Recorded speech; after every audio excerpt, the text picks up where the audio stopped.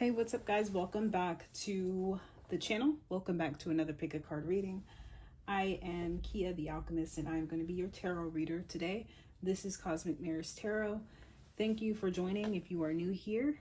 Thanks for returning if you are already subscribed to the channel. In today's reading, we are going to be looking into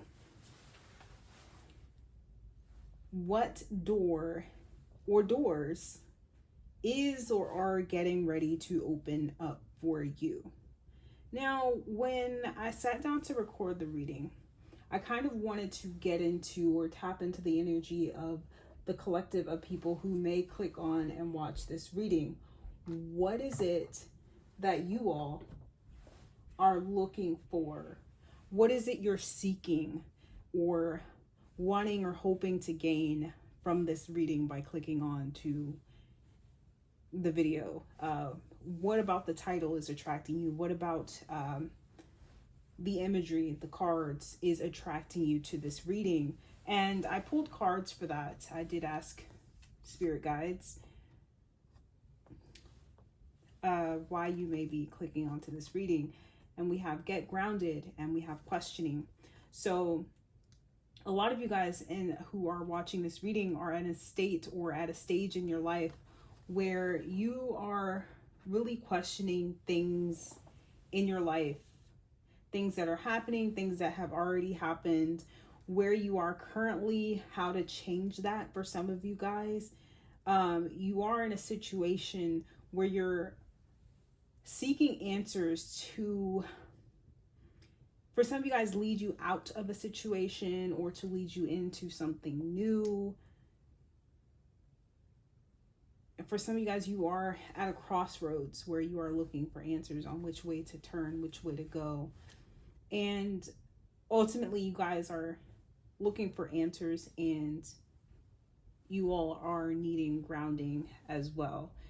You guys watching this are empaths, you're sensitives, you're star seeds.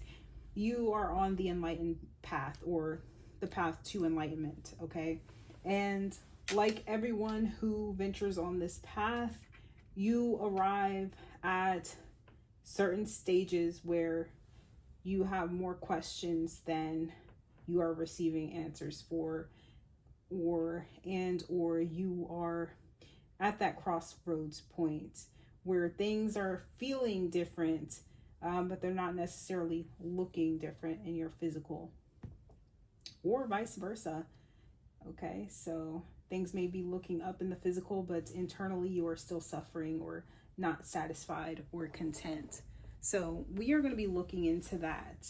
All right. And advice from the spirit guides is to get back into nature, connect with your ancestors, connect with your lineage.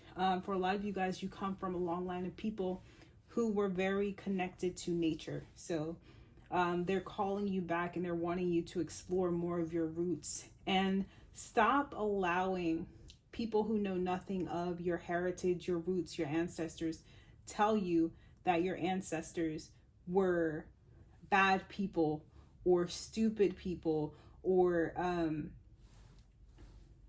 primitive, because they weren't. And they're coming through very strongly that they were very honorable, very integrous people, people who were full of integrity, people who honored the land, people who honored each other, family and community above all else. Okay, these people had a very deep understanding of life, of spirituality, of a higher power, and their stories have gotten lost in history. Okay, we know how that goes, but I don't know who that's for. Sorry, I may be coughing throughout this reading. I'm definitely gonna have to edit this one, but yeah, your ancestors are wanting you to connect back and also connect with nature, guys. I feel like that's where you're going to find a lot of your answers, and your answers are going to come through feelings, which is your intuition. So some of you guys may not know that, or you may not have been paying attention to it recently. So just be still. Peace, be still. All right, so we have 4 piles today. For the first pile, we have the brown door with the card accumulation. For the second pile, we have this door with the monk. And we have defense. Some of you guys could have very strong Asian ancestry, okay? And I'm hearing, like, somebody may be thinking, like, what are you talking about? Like, I'm fully black or fully white or whatever you more strongly identify with. You guys may want to do like genetic testing or like DNA testing. And then for those of you who obviously are Asian, they're wanting you to reconnect more with that side of your culture, okay? So we have initiative for the third pile with the blue door. And you guys got more than one door on this pile. And then for the last pile, pile number 4, we have transformation and this light blue door with flowers. Okay, so take a moment to reflect, pause the video if you need to, choose which pile calls to you the most. If you need to pause the video, you may do so. But we're going to go ahead and get into the reading. We're going to start with pile 1, the accumulation pile with the brown door. All right, pile number 1, those of you who have chosen the accumulation card with the very first door, that door is inner power.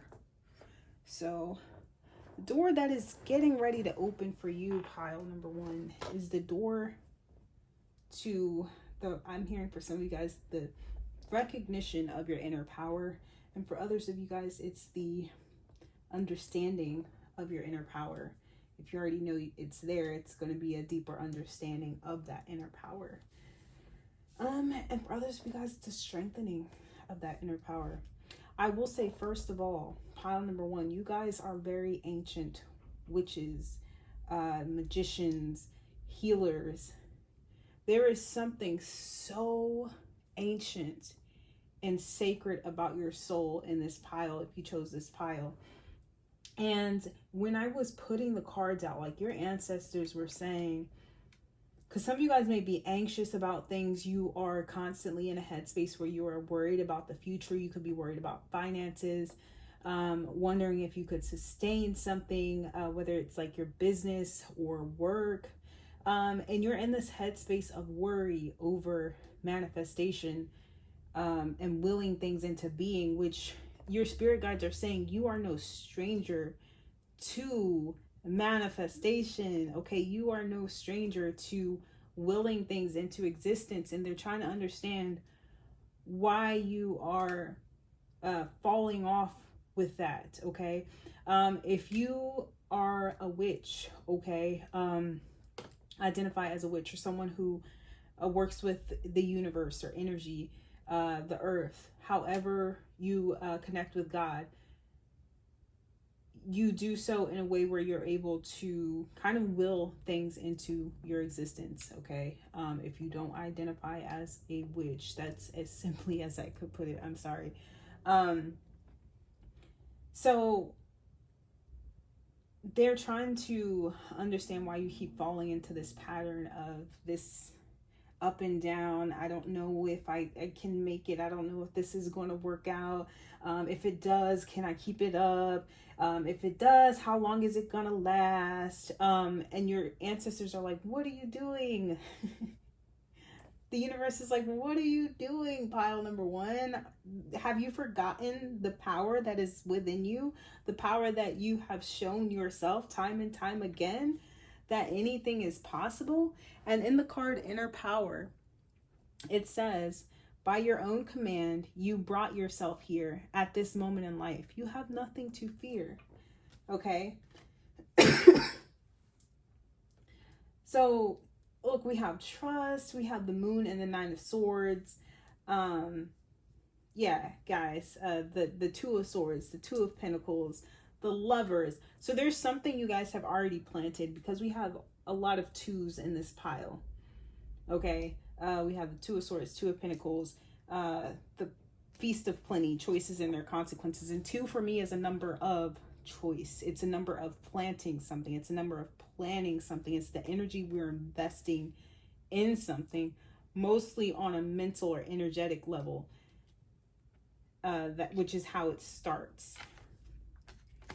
So there's something you've energetically, emotionally, or mentally already invested in. You've already planted the seed, right? And the universe is just waiting for you to finally just, trust that you know what you're doing here. Trust that you are taken care of. Trust that you can do what needs to be done to sustain yourself, to sustain your business, to sustain your job, your career. If you're in school, to get through school, to sustain yourself in school.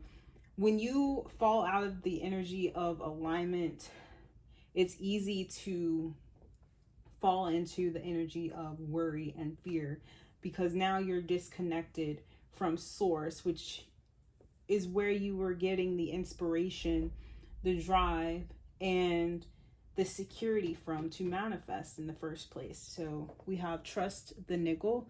What is the niggling feeling trying to tell you? So we have clear your mind.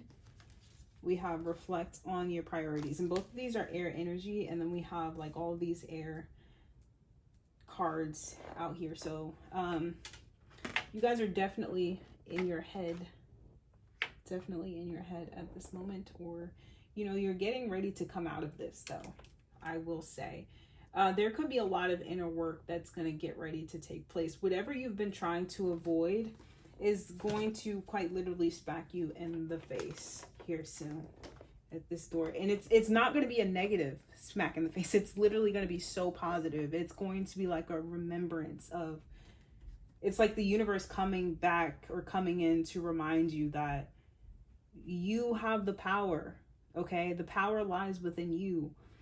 Don't forget that, okay? The moment you forget that, you fall into this state of confusion, anxiety, feeling like you don't know what you're doing, you're not good enough, you'll never have enough. That is all just illusions, false evidence appearing real. But there is something that you guys are refusing to see or not wanting to see here. Some of you guys are avoiding something because of the emotional toll it may take on you. For some of you guys are just completely ignoring like your finances, not wanting to look at them because you're afraid of what's going to happen. Or maybe it's time to leave a certain situation, person, place, thing, career, job, but you're stuck in it for financial reasons and you're not wanting to see how negatively this thing is impacting you, okay? It's actually holding you back from getting more money if finances is a thing for you that you're worried about. Holding on to this thing that you are perceiving as some sort of security is actually holding you back from obtaining more, okay? That's for some of you guys. So what I will say, pile number one, is you guys, what door is getting ready to open for you is this recognition that you hold the power and that you have the power to manifest at your will, right? As long as you are working in alignment with the universe. And there is going to be the fruition, third harvest of something that you've planted already. And I believe that when this thing comes to fruition, you're going to have many options be presented to you. I feel like many doors are getting ready to open for you in terms of finances and career, as well as love for some of you guys. I do feel like also with the covenant here, the sacred contract, you guys made a pact a long time ago with a higher power, a high vibrational being, to make a positive impact on the world when you incarnate. So the reason why you guys may be feeling unfulfilled or anxious or feeling like you can't hold something up or sustain it is because you're really not supposed to, whatever this thing is. Maybe some of you guys are needing to let go of something in order to move into something else. But 7 is divine will for me. So the fact that this sacred contract is coming out, divine will manifest for you guys, as is the door that's opening up for you. And we literally have so many cards of abundance here, guys. I feel like you guys are just going to have an abundance of opportunities coming towards you. We have the Order of Melchizedek, and it's embraced by light. Mission uncovered. Don't give up. I feel like you guys are going to be coming into a lot of clarity when it comes to your purpose, when it comes to your mission, when it comes to what fuels you, okay? And I feel like you're going to be also getting the confidence to trust whatever this feeling is, whatever this purpose you've been feeling. But a lot of you guys, look at this candle magic. A lot of you guys are witches. I kid you not. Alchemists, magicians, whatever you believe in, however you work with a higher power to get the outcome you desire, you're naturally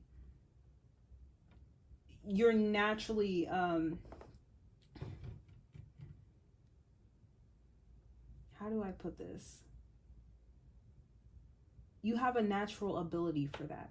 You have a natural ability for manifestation. However, you need to practice something, okay?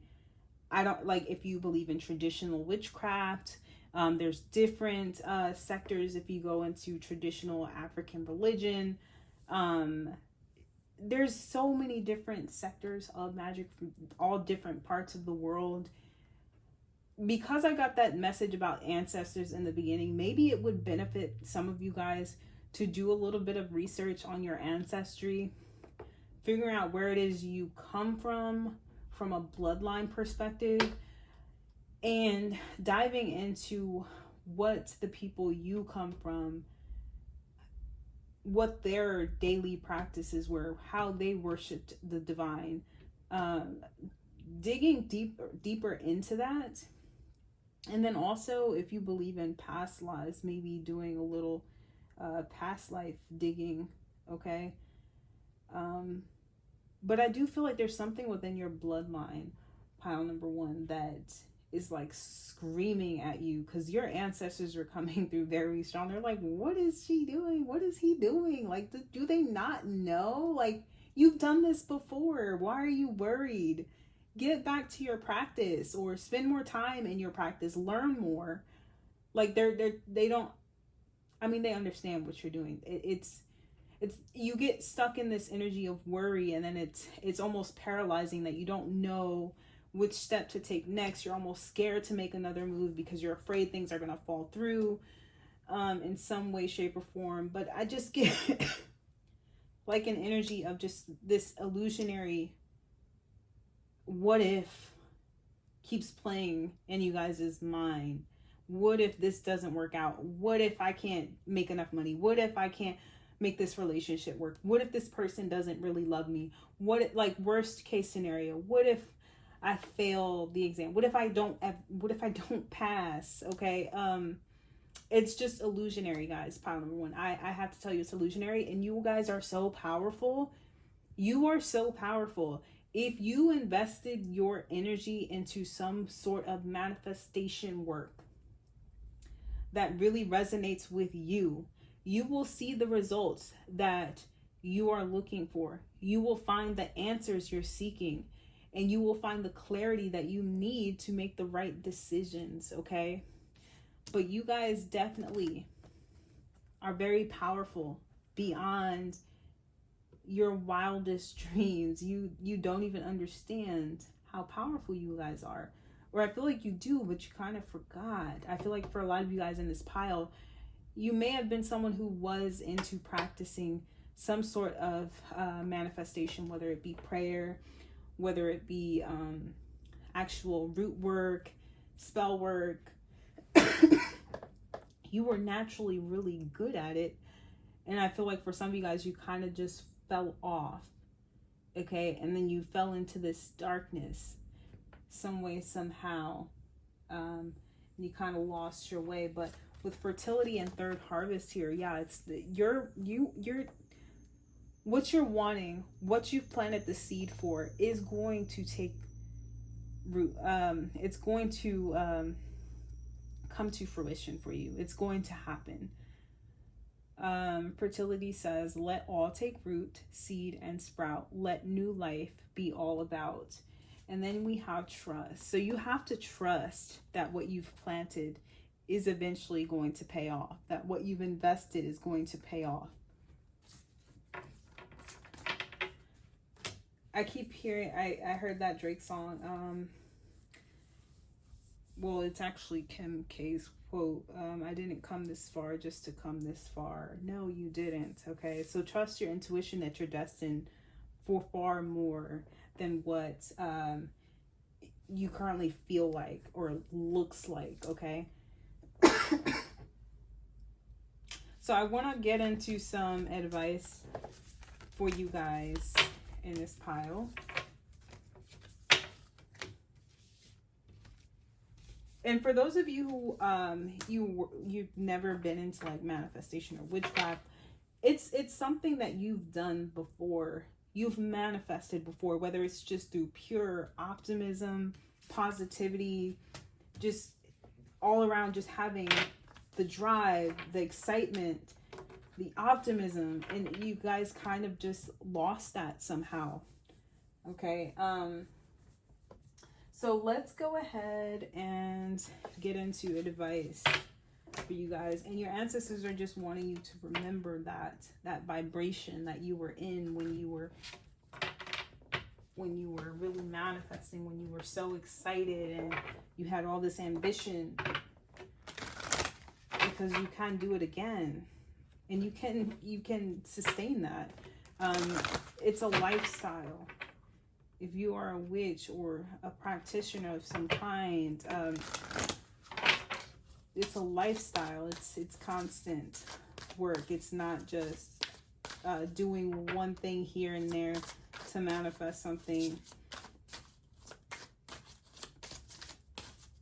It's constant. So you have to fall in love with it. It's your ode to the ancestors, to the creator. You're showing love for the creator, for your ancestors. You're taking time out to do that. And in return, it raises your vibration. And you being in a higher vibration, you're able to attract more. Okay? Now, the accumulation card that came out in the initial reading, though, I do want to say that it does speak on, you know, not being content with what you may already have, potentially, right? Some of you guys have a father on the other side who is watching over you very heavily, okay? For others of you guys, you may have wounding around authority. You may have an issue with authority. Authority may make you feel comfortable, uncomfortable, or masculine energy in general. What is some advice for pile number 1, please, Spirit? We do have master ancestor DNA there. Look, you can't make it up. It's literally in your DNA.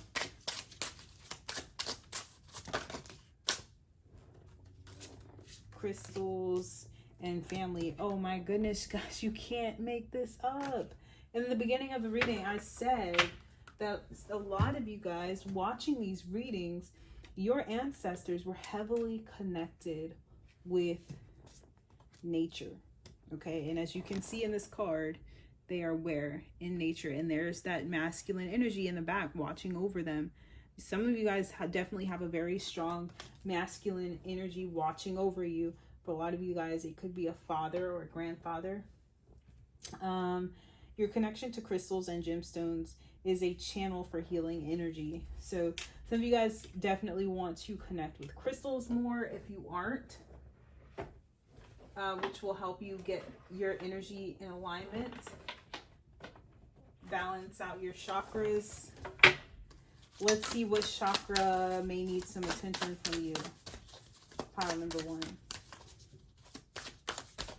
And Spirit is saying the moment you sit still, because some of you guys may be in a creativity block, and that could also be causing anxiety or just, you know, like analysis paralysis, where you just keep going over ideas in your head, or just you keep thinking and thinking and you're unable to ground anything solid.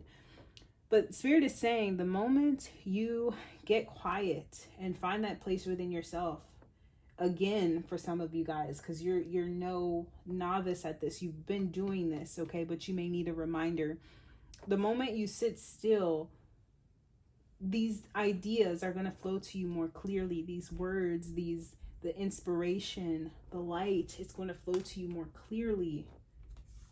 Your path. And you'll feel more at peace. Again, she's in nature.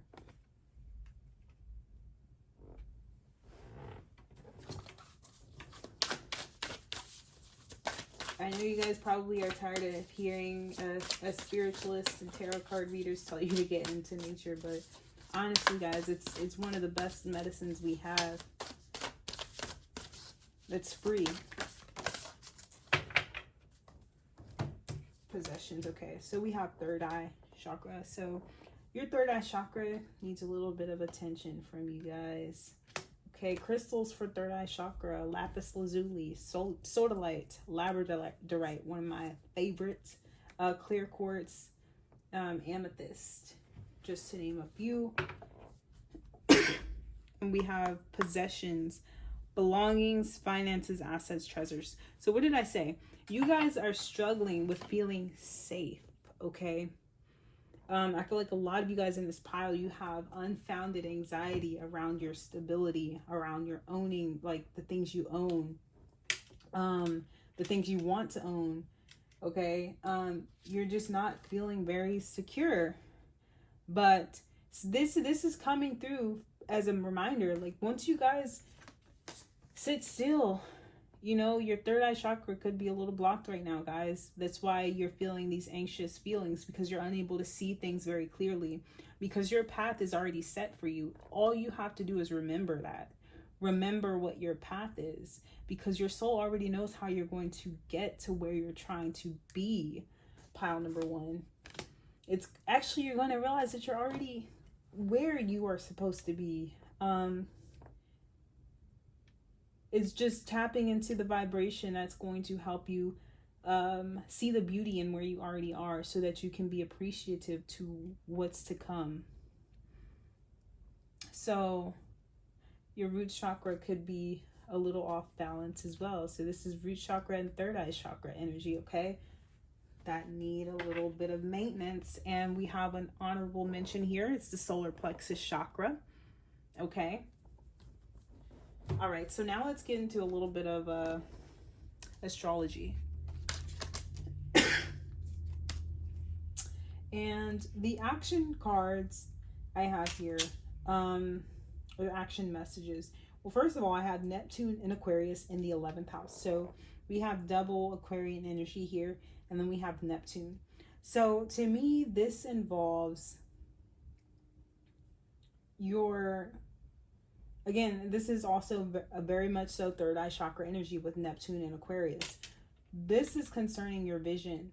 A lot of you guys are visionaries in this pile. We literally have inventor out here. It's in your DNA. I'm sorry if I sound like a broken record, but your visions are not too big. And I feel like for some of you guys, you could be also getting anxiety because your dreams are so big, but you are unable to see how you are going to manifest that or how you're going to get there. But you've been manifesting these small wins all along. I don't know what happened to knock you off your path or knock you into this energy of feeling not good enough, or like it's never going to happen for you. Maybe it was a loss that you recently have taken, or just the illusionary fear of loss due to some sort of trauma. But the message here for your action, as advice from spirit, from the stars, from our ancestors, is inspire others with your vision for humanity's sake. You guys are progressives, okay? You guys are meant to move society, move humanity forward. Okay, there's a lot of Aquarian energy here. This is futuristic thinking. Your time is now. We are moving into the age of Aquarius. Your time, pile number 1, is now. Put yourself out there. Do what you need to do in order to realize your goals. If you do need to take time out to recenter yourself, to ground yourself, to get reconnected with yourself, then do that.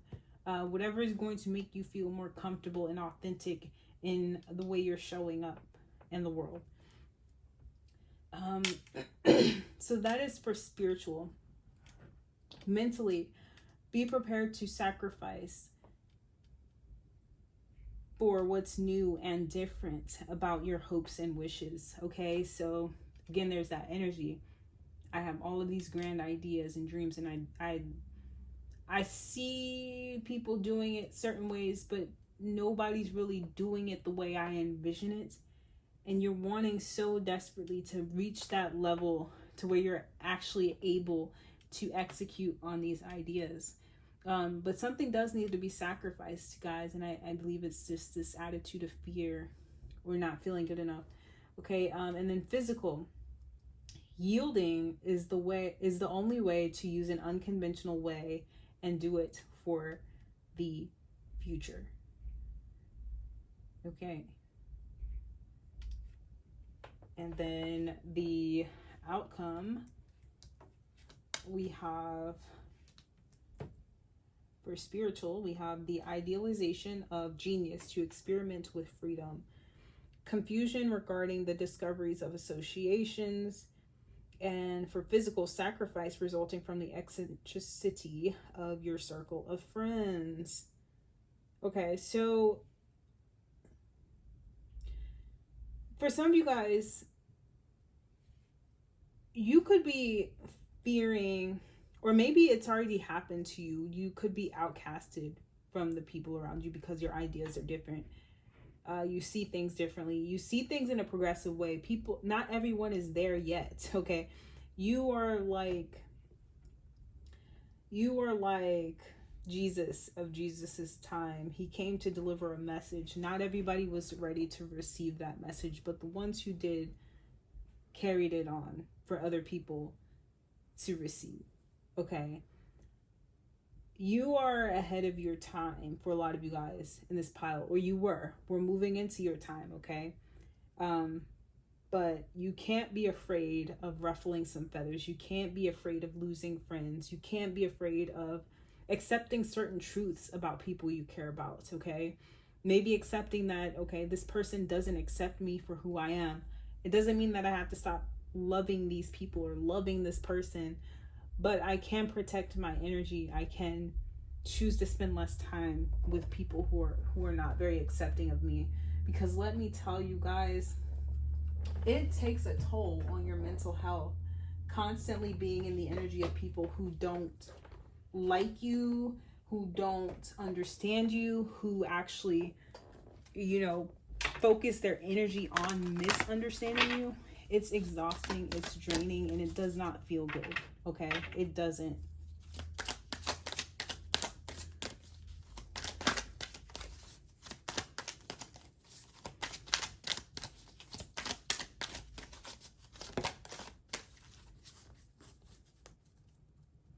Now, this Neptune Aquarius, like, your visions are going to require definitely a level of sacrifice, guys. Okay, so we have ease and grace and angelic protection. And look at that. We got that in this card as well. And I'm telling you guys, your ancestors, spirit guides, God came through this reading. They came through this reading for me to tell you that they are there. They're just waiting for you to remember how powerful you are. Okay? You have nothing to fear, pile number one. Nothing to fear.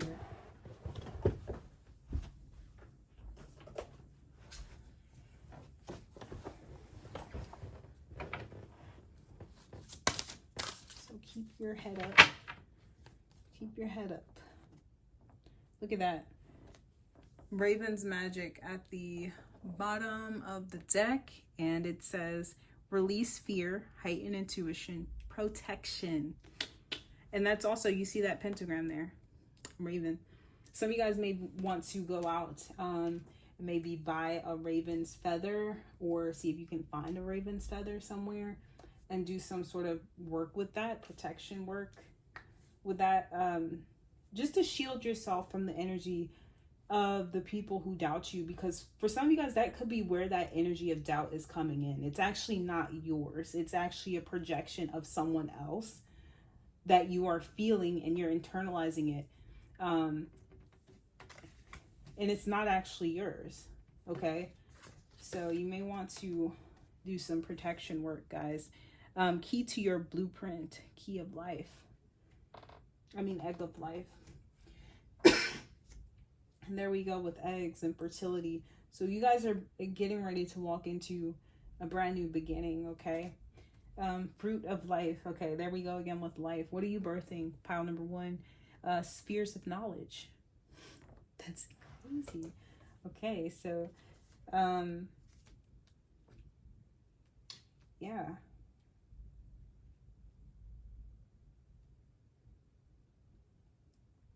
And these cards are part of the creation suit in this deck. So keep creating, pile number 1. Just keep creating.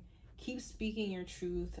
If you are an intellectual or somebody who holds a lot of wisdom and knowledge, keep doing that. Keep learning. Keep pursuing truth. Keep pursuing knowledge.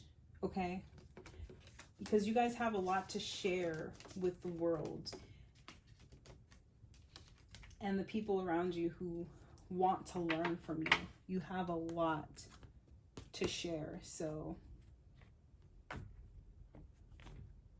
yeah, I think that's all we are going to do for you guys, pile number 1. Actually, I'm going to take 1 or 2 more cards.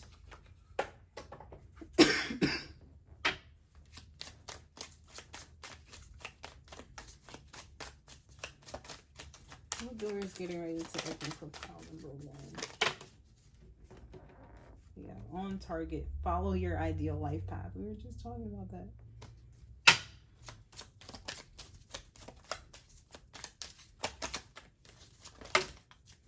Oh my goodness. We just need 1, please. Just 1.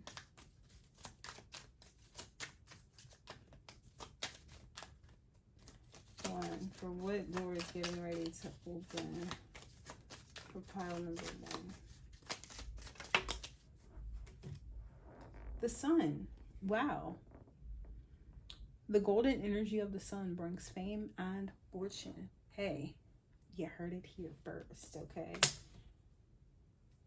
Time to shine. This is so synchronistic, guys. I cannot. Creates the energetic resonance for golden opportunities. I told you, opportunities are getting ready to open for you guys. Get into your spell work. If you are a practicing witch, or a witch that used to practice and you stopped practicing, or somebody who used to pray a lot or say your affirmations, meditate every day, whatever your practice was that you used to do that got you in that high vibration to create and be confident in those creations, do that again. Do it again, guys. We have Felicitas, and it's the power symbol to create lucky serendipitous events. Okay, so yeah, there's a lot of luck, opportunity, fame, and fortune coming for you guys. Pile number 1, and I'm sorry if I pronounced that wrong. Maybe look it up, but yeah, we'll take 1 more from the chakra love deck, and then we will be out.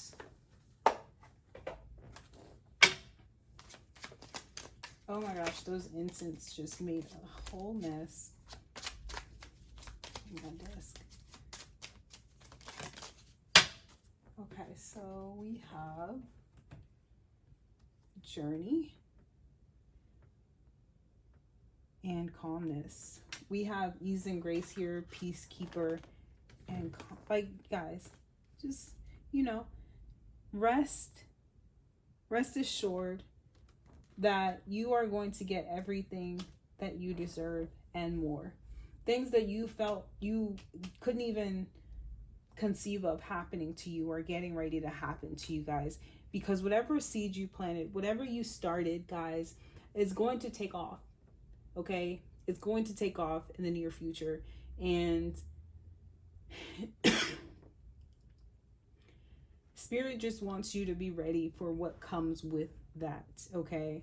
Because it does require a lot of responsibility. However, I will say, with calmness, ease and grace, and peacekeeper coming out, you guys can relax, because you guys are very protected by the universe, by your guides, by your ancestors. You guys have a divine purpose and mission. And trust me, there was a contract you made with the divine before you incarnated in this life, and you are going to see that contract, that divine mission out.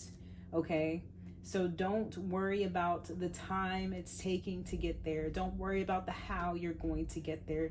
Just continue doing what you've been doing, but take the anxiety and fear out of it. Okay, take the obsessively overthinking about it out of it. Okay, reconnect back with your ancestors, nature.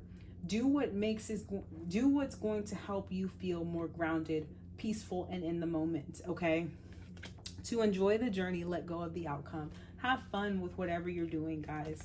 Just have fun with it. Don't think too hard about what's going to happen next. As long as you are doing what it is you need to be doing, to manifest what it is that you need to take care of yourself, don't worry about it not being enough. You've already done the work. You've already put the energy out there. The universe is going to make sure you are taken care of. You can relax. Okay? Now, if you were somebody who wasn't, on the up and up, mooching off other people, looking for the easy way out, then I'd say be worried. But you guys are honest people in this pile number 1, and you honestly have no reason to worry.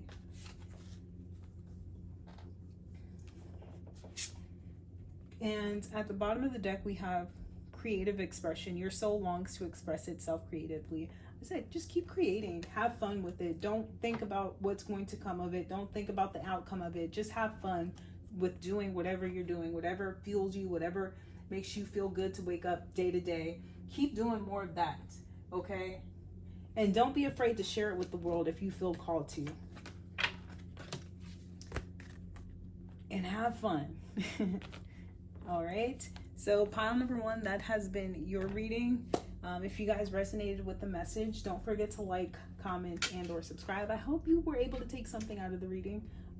If you would like to book a personal reading, energy healing session, or learn more about me and my work, you can visit my website. It's going to be in the link in the description box below. I hope to see you guys on another one. Bye. Pile number 2, people, those of you who have chosen the defense card, here it is, with the door with the monk. This is going to be your reading, guys. This card, or this door, is Divine Guardian. Do not be nervous today or tonight. The path you are on will lead you just right. Pass this card on. And I'm passing it on to you, okay? So, being that this is coming out here, this defense card, I can say the door that is getting ready to open up for you. And we have this Orisha. I did a little bit of studying on the Orisha since I got this deck, but honestly, it's been a minute. But I remember this one in particular.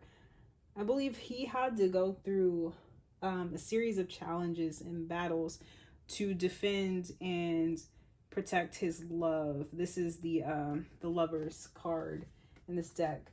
I can't remember the story verbatim or the name of this particular Orisha. I am sorry. But I say all that to say your spirit guides are coming through and saying to tell you, don't be afraid or ashamed to defend or protect love, because love is the only thing that is real. Okay? And many people on this path will try to convince you otherwise. They will do everything to convince you of the illusion of fear, which is the opposite vibration of love. And there may come times where we do have to defend ourselves. We do have to defend the people we love, in order to protect and create boundaries when it comes to our happiness. Okay? So the defense card, anyway, in the book, it's all about defending oneself or your ideas or the things you hold near and dear to your heart, whether it's people, places, things, ideas, beliefs, and defending them, protecting them against all, even yourself, who might attack them. Okay? But sometimes we have to take a time out to reflect on and remember what we hold near and dear, because sometimes we lose sight of that. Okay? Sometimes we lose sight of how precious we are. Okay? And we allow ourselves to be mistreated, misused, and abused. Okay?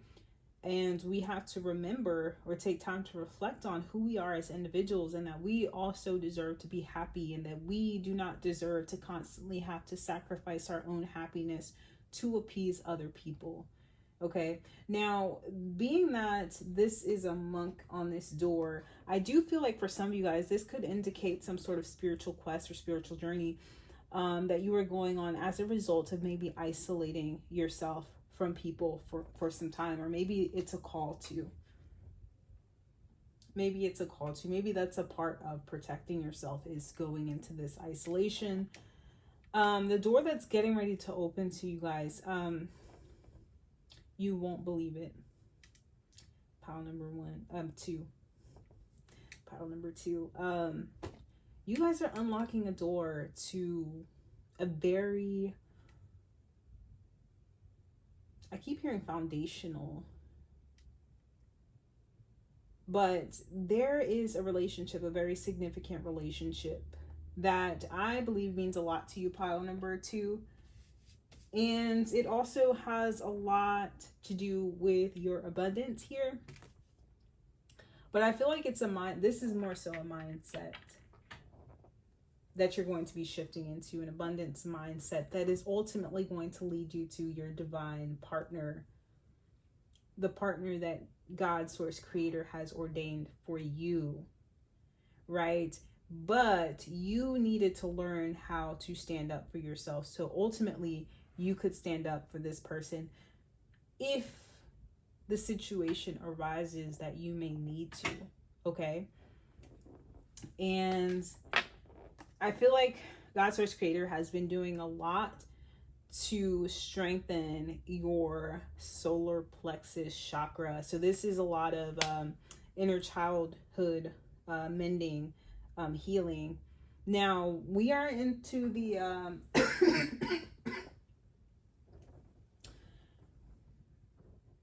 we haven't gotten into the astrology portion of this reading. It's going to be at the very end.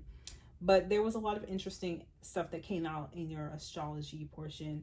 And a lot of it did have to do with, I think a lot of you guys in this pile struggle with identity issues that have or were created at some point in your younger years. Okay. So I do feel like there is some naturally occurring, divinely guided inner child wound healing that is going on for you guys in this pile.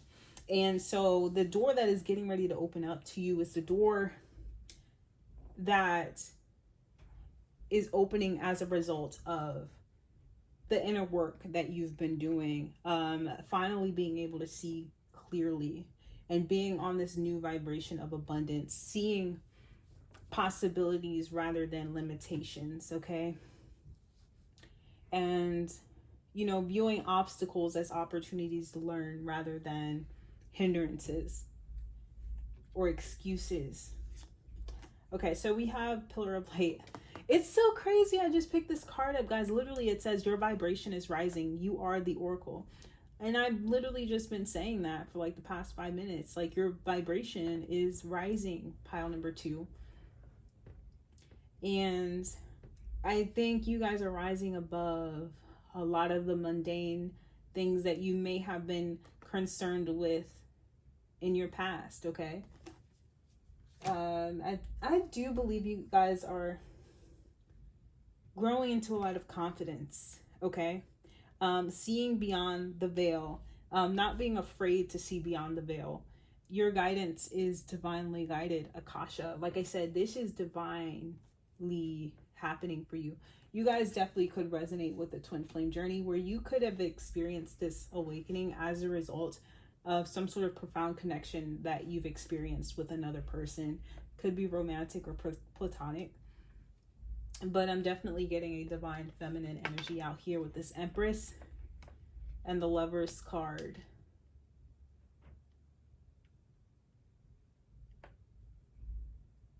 And I keep hearing protect what's mine. And this is God, source, creator coming through saying that.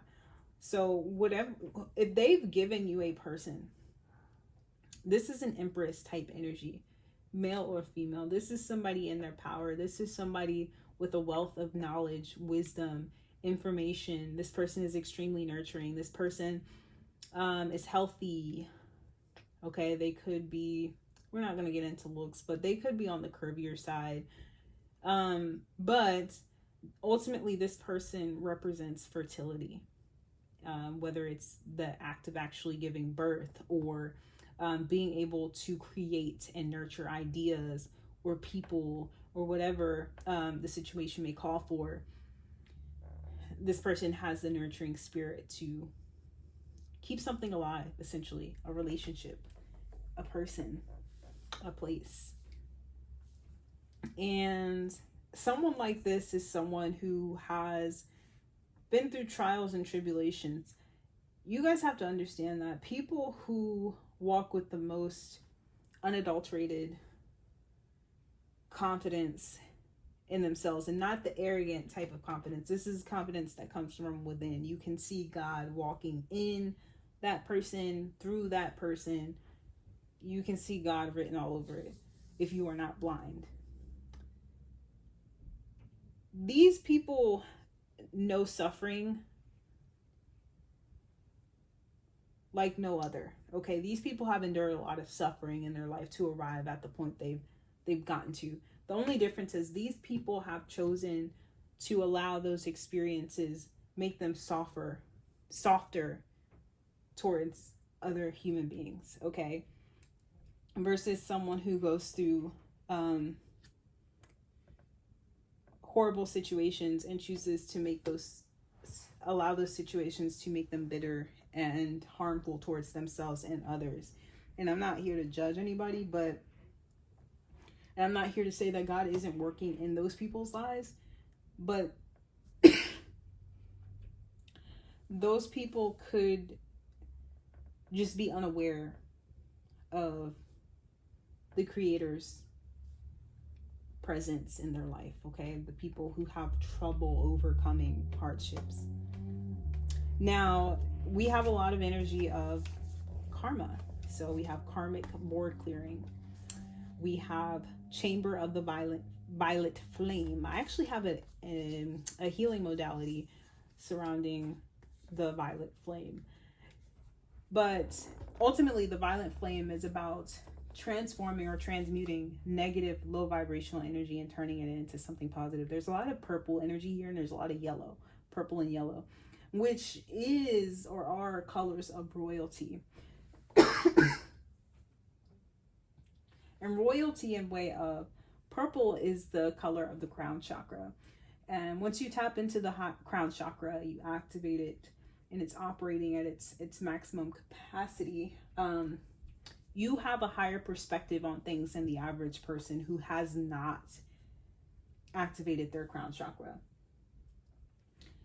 And then with the yellow here, this is connected to the solar plexus chakra, which is connected to our self-confidence, our willpower, So you combine these two energies and it gives you the archetype of a king or queen, someone with a higher perspective and someone who has deep-rooted self-confidence, willpower, belief in self. Okay, so with the Chamber of the Violet Flame, it's karmic release, radical transformation, and then karmic board clearing. We have energetic clearing, rewrite your story, live your truth. So for a lot of you guys in this pile, the door that's opening for you is the karmic release of things that don't serve you. Okay, it's the recognition of what's not serving you. And now you have the confidence to clear those things, people, places out of your life to make room for your truth. Because as long as we are allowing room and space for things that aren't us, things that are not our truth, we minimize the space for things that are for us, that are our truth. Okay, and for what? Who are we accommodating and why? Those are questions we have to ask ourselves. Okay, and as I'm saying that, I'm looking at the crumbling. What are you clinging onto? So this is a definite indication of a closing of a karmic cycle for you guys. Okay, this is allowing things of the past to crumble away, to allow things that were not serving you, crumble away, and allow yourself to rewrite your story from your point of view instead of allowing your story to be written by the point of view of someone else. Okay? And allowing that point of view to be imprinted on you. Okay, so we have Stargate Heart. And this is heart chakra opening. It's unlocking generosity.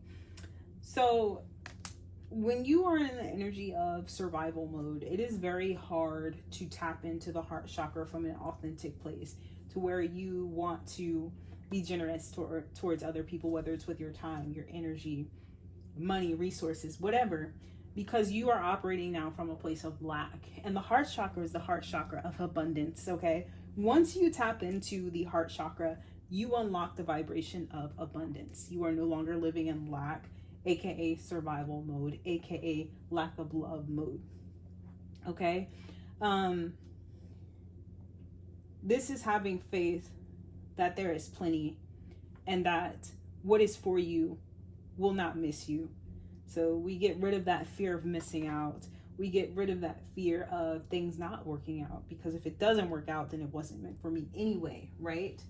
And we move more into accepting. Okay, we move more into allowing, being generous, being empathic or empathetic towards other people. Because we're no longer worried about whether our needs are going to be met, because we're no longer living in that fear that they're not going to be met. Now the heart chakra is the gateway to the upper chakras. And I do feel like there's a strong spiritual awakening happening in this pile. So with this heart chakra opening, I do feel like there's that opening of the crown chakra, of the third eye chakra, that's allowing you to see things and people in your life the way they should be seen, and not through the lens of distortion, not through the lens of lack, not through the lens of people pleasing, fear of speaking or living our truth. Okay, and we literally have treasures hidden in the shadows.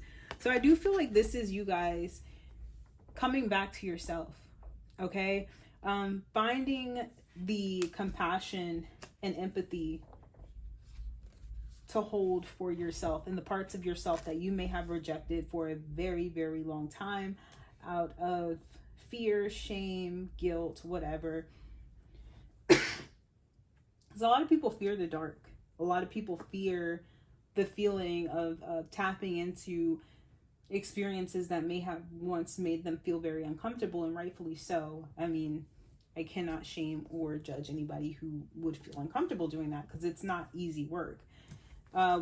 These two cards are cards of 8. I also want to point out 8 is the number of karma, of cycles. So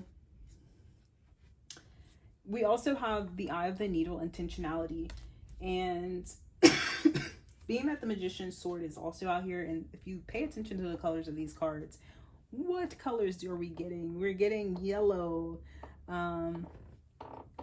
orange, silver, or crown chakra energy. But this is like sacral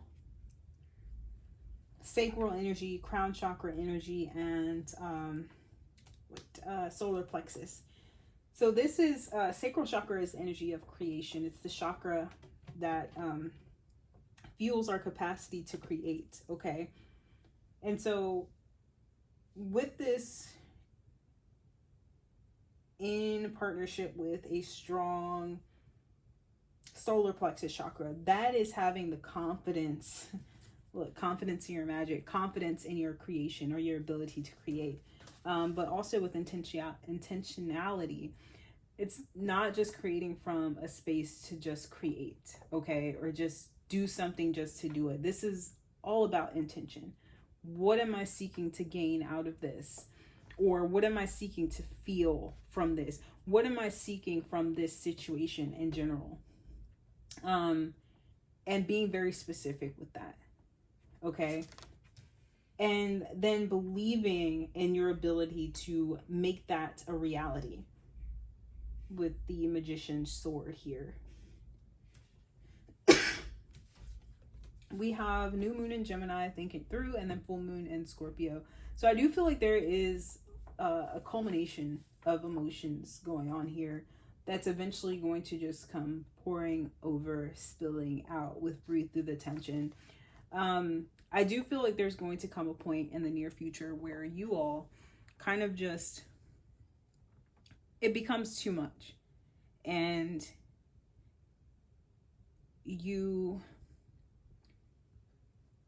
I feel like this is where you take that risk. Pile number 2.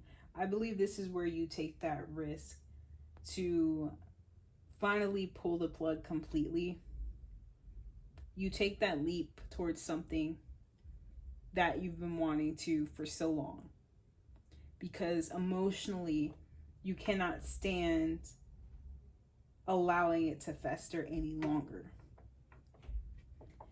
And with new moon in Gemini, I feel like you guys have thought this through for longer than I won't say longer than you needed to, because but I feel like you guys have done a lot of thinking, okay? And it's now time to act. It's now time to allow our heart to lead us versus our mind, especially when you are in alignment with the higher source creator and you have a balanced heart chakra. If your heart chakra is open and balanced, there's no reason why you shouldn't trust your heart, okay? And I feel like that is going to be something that's going to become very clear to you guys in this pile here. And I do feel like you guys have learned a lot through whatever cycle you are coming out of, to be honest. I feel like this is a lasting change. This is a really huge transformation that you guys in this pile are going through. With treasures hidden in the shadows also. I do want to say that maybe in allowing other people to lie to you guys, pile number 2, maybe allowing other people to force their will onto us, have us do things that we don't necessarily want to do. I feel like you guys have learned a lot in that. And I feel like you guys have reflected on that. That may have been something that really made you feel a lot of shame.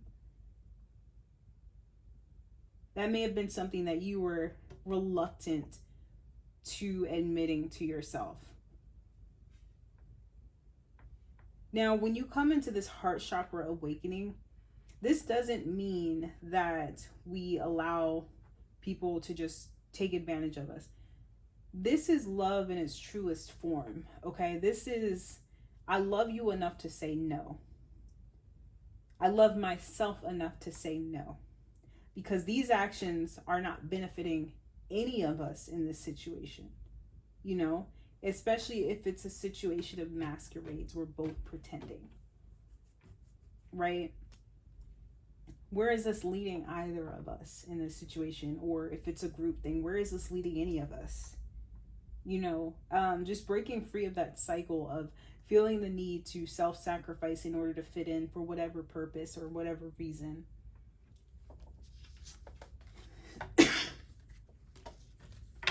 So, pile number 2, door opening for you is this newfound self-confidence, intentionality, the balancing of an opening of your crown chakra, heart chakra, and your solar plexus, where this newfound self-confidence is coming in, and your ability to manifest meaningful connections with other people, and for some of you guys, a specific love interest. But now you have the wisdom and the confidence to defend what it is you've manifested, because as long as you were in that karmic cycle, the universe could not bless you, okay? Because number one, you weren't in the vibration of abundance, so it was no way you could attract and maintain abundance in that vibration. Like, yeah, you may be able to attract money, but that's different than abundance, okay? And just because you're attracting money doesn't mean you're in the right frame of mind or vibration to sustain it, right? Especially if you're operating from survival or lack. Or you would just obtain money and still be unhappy because there's something within you that was lacking. Now, as long as you are in that vibration, the universe, God, source, creator, whatever you believe in, cannot bless you as long as you're in that energy. Not with the things that you say you want, okay? Because you wouldn't be equipped enough to handle it. You'd give it away. Okay, so what is some advice for pile number 2? Let's get your astrology cards out. Actually, we'll get the ancestor messages out first, like I did for the other piles. Or the other pile. I've only done one so far.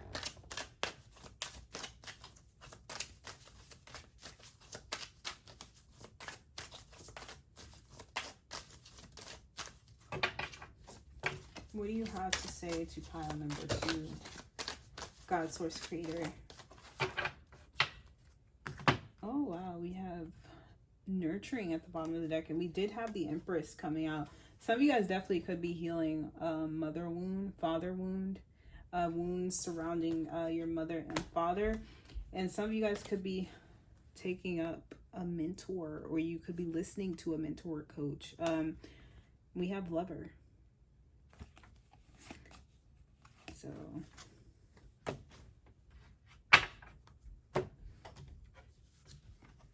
for others of you guys, that also could indicate that duo that I was getting, that love relationship. Okay, so we have wow, okay, we have elements here. We have air, fire, storyteller, imagination. This again is giving me inner child, guys. And if you look at the imagery here, it's like these are the monsters that you were told to be afraid of, right? But then you got to know these so-called monsters and you realize they're actually very gentle, right? And I feel like this is also you acknowledging those demonic or monstrous parts of yourself. And I'm using quotes because, you know, it could have been something that was just instilled in you as a child. But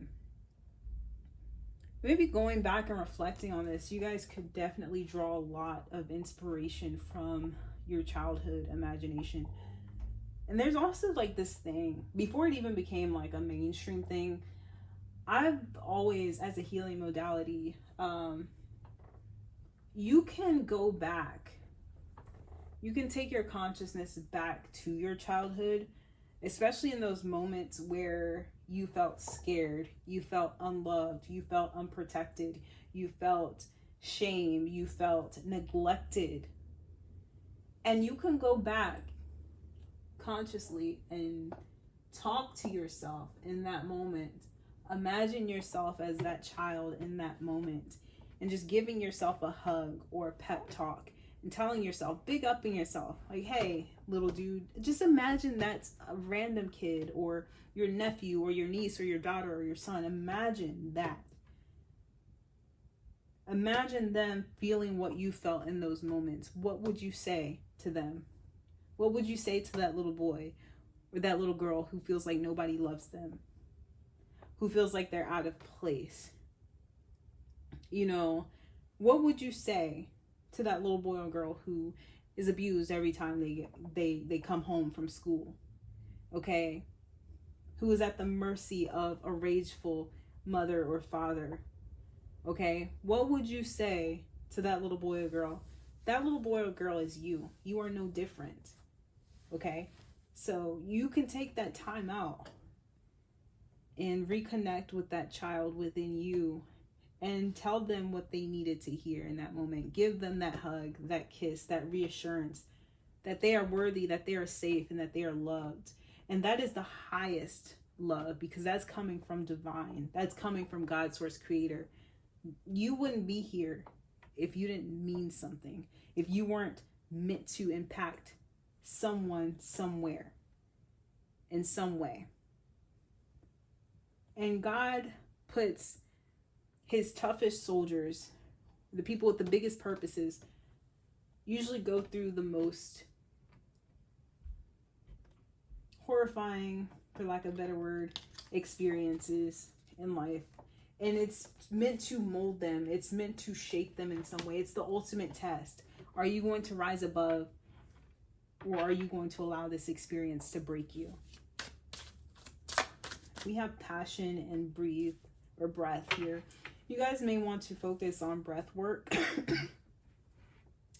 That may be for someone, but mainly meditation, guys, to clear your mind so that you are more clear in your decision making. And then with fire here, your spirit guides, ancestors are wanting you to reconnect with the part of yourself that wants to be free to do exactly what it is it wants to do. Okay? If you've been wanting to learn an instrument, or you've been wanting to travel across the country, to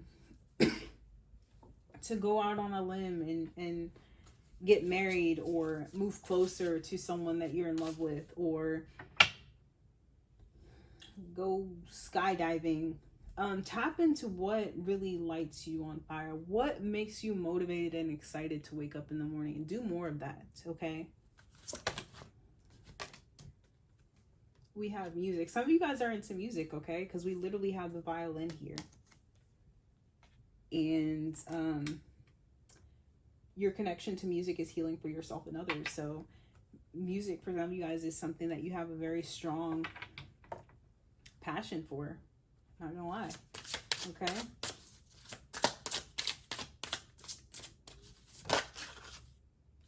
And then we have writing. Okay. So I put this, the writing over the air card here. And honestly, air is about communication. It is the element that rules communication. So the fact that this is coming out like this, okay, the more you guys center yourself, the more you guys work on breath work or clearing your mind, getting focused through meditation very strongly. Meditation is going to help you clear the junk from your mind, okay? That's cluttering your mind. That's cluttering the way you think and make decisions. Once you do that, and you also could do this through journaling or writing. But I do feel like for some of you guys, quite literally, you could write music, okay? That could be something that you were very good at or strongly passionate about at some point in your life, okay? And clearing your mind or meditating, right, could help you reconnect with that aspect of yourself more clearly, okay? We have teaching, and you inspire young people to learn, and career change. You are embarking upon a career that brings you the joy and abundance you desire and deserve.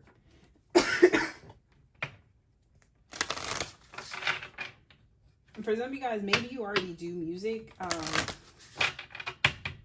and money has kind of interfered in some way, whether you're making money through it or you are overly focused on making money through it.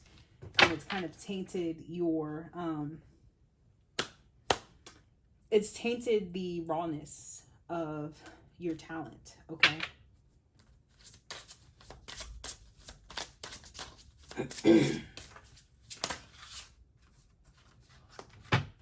Okay, so energy healing. I was just talking about meditation, so. And support. Your life purpose fully supports you. You guys have to say yes to yourself, right? You have to say yes to yourself. But you guys definitely should look into energy healing, guys. I'm just going to say yes. And just going to say that. I don't know why I said yes. I wrote this quote the other day. Because when I was pulling out the cards for this particular reading, I kept hearing this quote in my head. And it says, all it takes is that one yes. First from yourself and then from others. So all it takes is that one yes from yourself. I'm going to do this. I'm going to put myself out. I'm going to do whatever it is. It takes that first yes from yourself. And then it can come from other people. All right, so let's take a look at chakras. What chakra could be out of balance and may need some tender love? All right, pile number 2, let's finish your reading. It is a whole new day. I did not finish recording your reading last night. But where I left off, we were pulling cards for chakras to see which one of your chakras could potentially be needing a little bit of tender love and care, a little bit of attention. And we got heart chakra, like 2 heart chakra cards. And we've been talking about the heart chakra for pretty much the duration of this reading.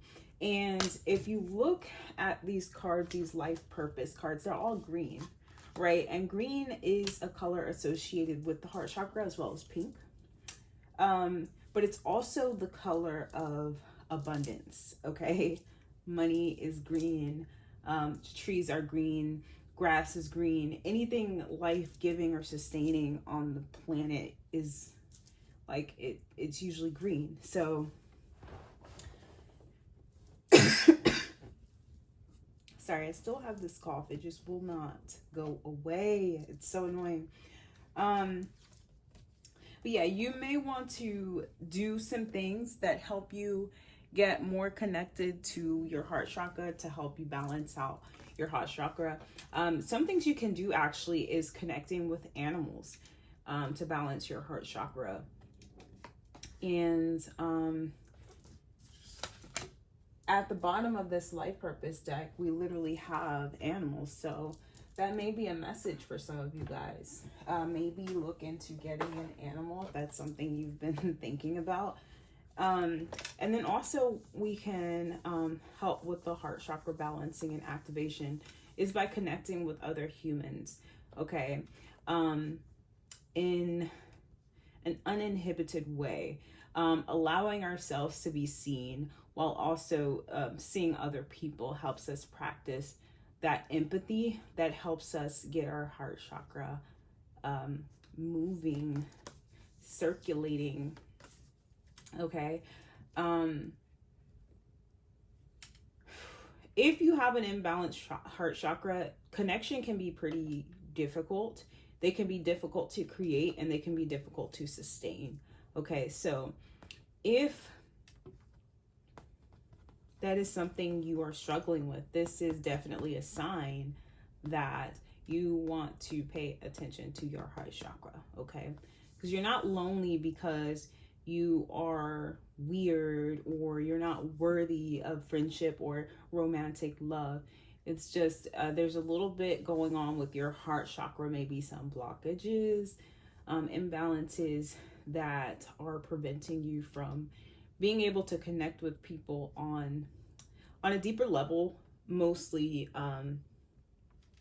by allowing yourself to be seen for who and what you truly are. And that comes from having empathy and compassion for ourselves, okay? It has to come from us first. And then we can expect it from other people. But also, I want to say is like literally we have love and connection. So there is an emphasis on maybe you needing to take a look at the connections you already have in your life and ways that you can strengthen those connections. But this also could symbolize romantic love coming into your life soon,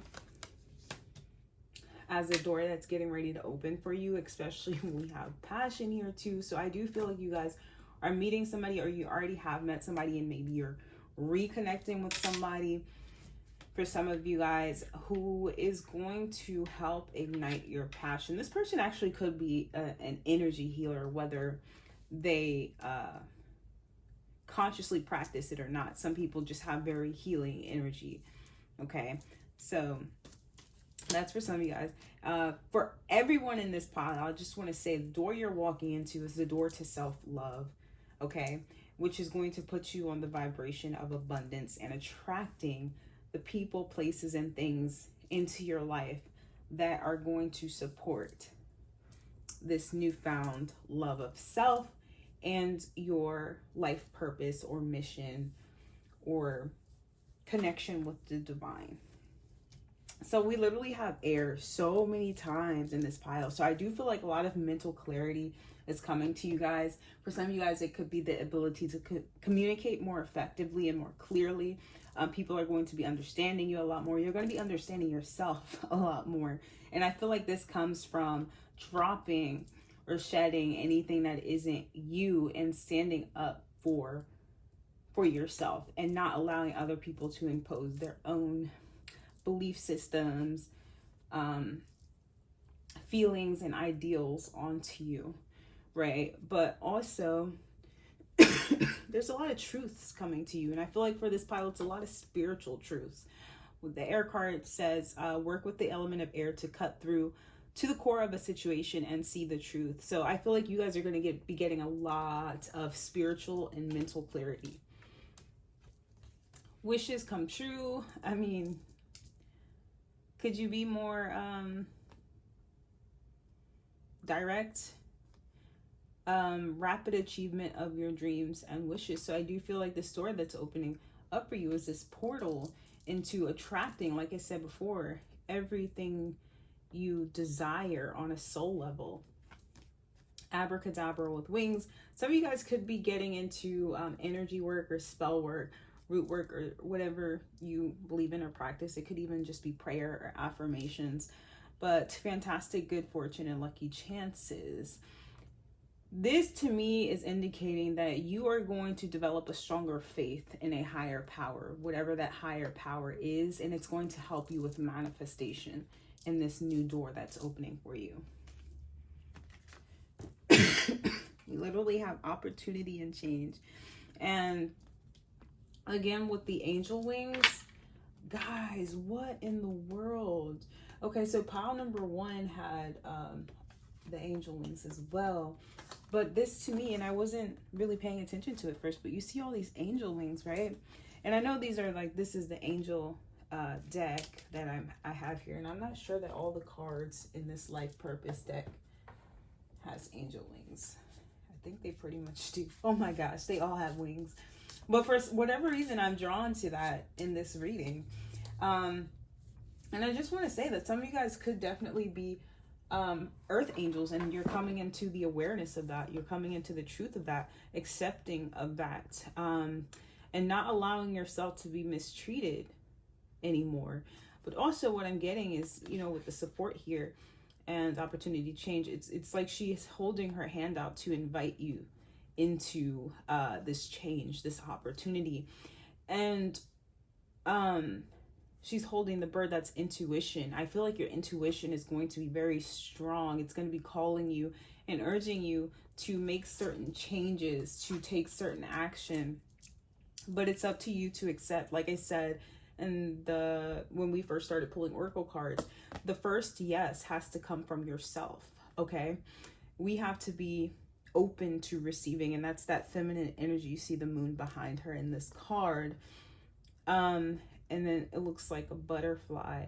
So you have to be open to the change that ushers in these opportunities for you. Okay, and she's standing in front of a doorway. To me, that's like, you know, the opening of a portal, the opening of a door, and she's inviting you.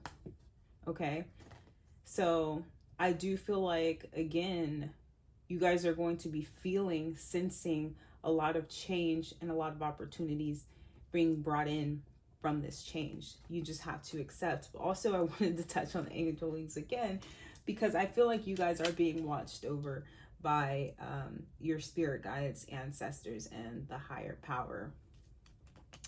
So we have romance and connection. Okay, so I was also going to touch on, like, when I said you maybe analyze the connections you have in your life currently or during this door you're opening up, because this is kind of advice from spirit, and maybe there is a particular connection in general for you guys that maybe they're urging you to take a second look at, or third or fourth or fifth. I don't judge. I'm hearing somebody say, I just can't get it right. So maybe taking a look at it through these new lenses that you're going to be having when you walk through this door that opens for you, this door of clarity, self-love, self-mastery, abundance, wisdom. Maybe taking a look back on those connections, and repairing the ones that you can repair, and allowing yourself to love and be loved by another. Okay, this may be one of the changes that they're urging you or inviting you into, is this romantic energy. They're kind of like urging you to open your heart to receive this romance, this love. So we have friendship and union here, and again, there's that energy of like connection and connecting with people. So you guys are getting ready really to walk into this door of finally owning and loving who you are, and attracting again the people, places, and things that are in alignment with that, and not being afraid to defend or stand up for that. Okay, whatever is important to you. Okay, whether it's to yourself, if you're doing things that could potentially sabotage the things that you're attracting into your life, checking yourself, being real with yourself too, because it's not always just what somebody else is doing to us. Sometimes it's what we're doing to ourselves. Okay, now we have inspiration at the bottom of the deck. Ideas, spark, conception, impulse. So look, impulse. So what I'm feeling like here, this is crown chakra energy, by the way. What I feel like here, we have a lot of green and purple. Green, purple, green and purple. I see a lot of green and purple and pink. But so you may want to also pay attention to your crown chakra as well. But what I was going to say,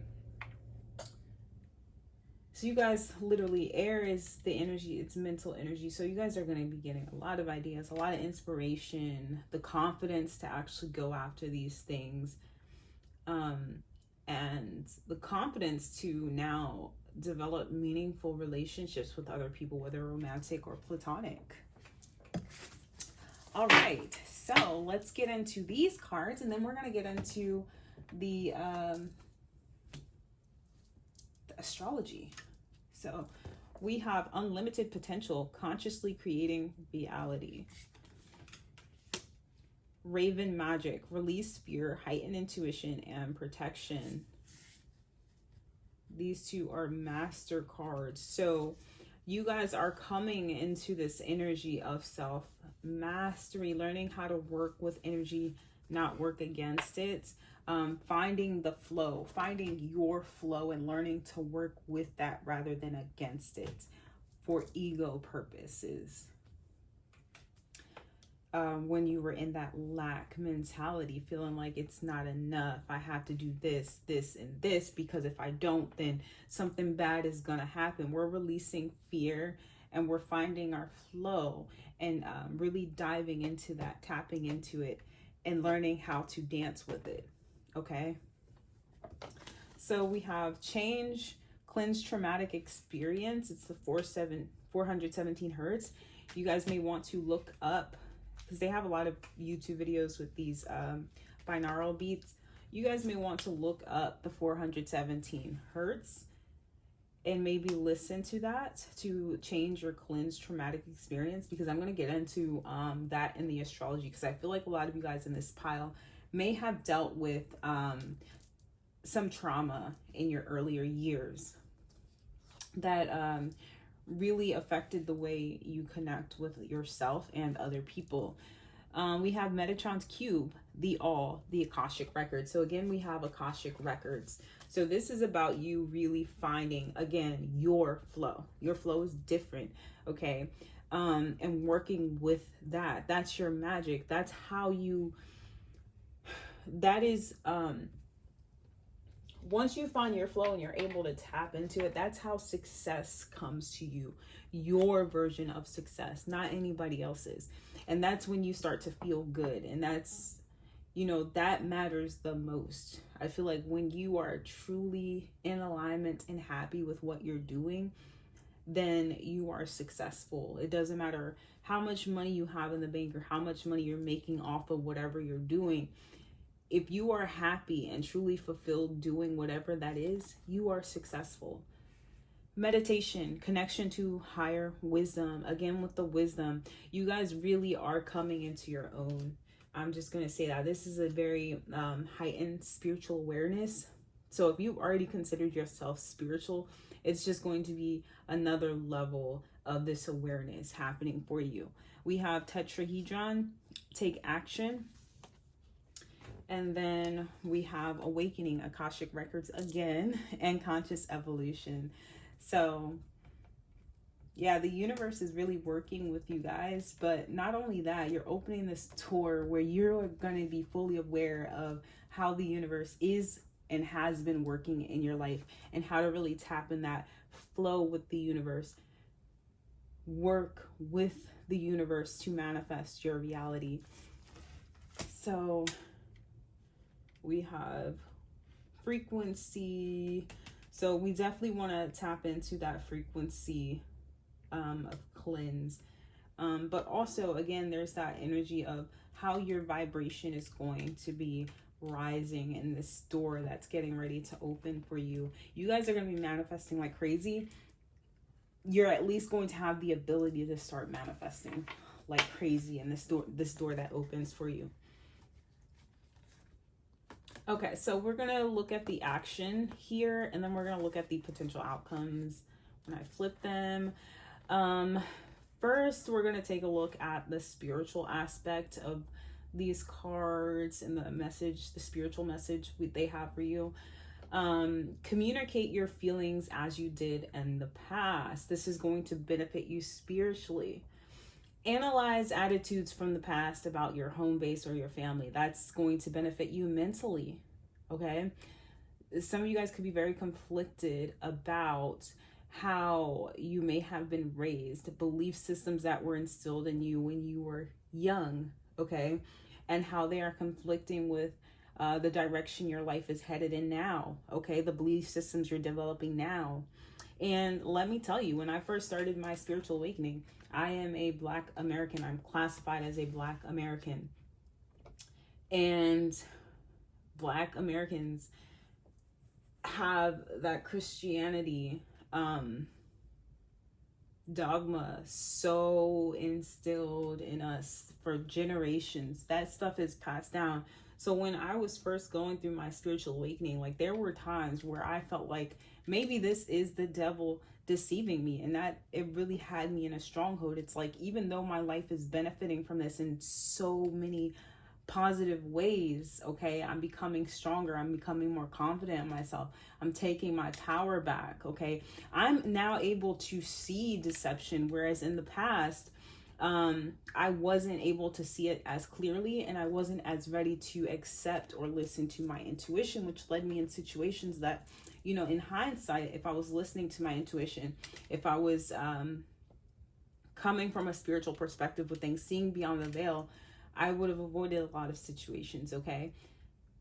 Now, you know, I say all that to say, whatever was instilled in you as a child, even if it's not the religious aspect or even spirituality, because you can be dogmatic as a spiritualist as well, but there's something that was instilled in you at some point that now conflicts with what you are moving into or getting ready to move in to. And maybe it's now time to analyze those attitudes you have about the past and what you've adopted into your life from your family, okay?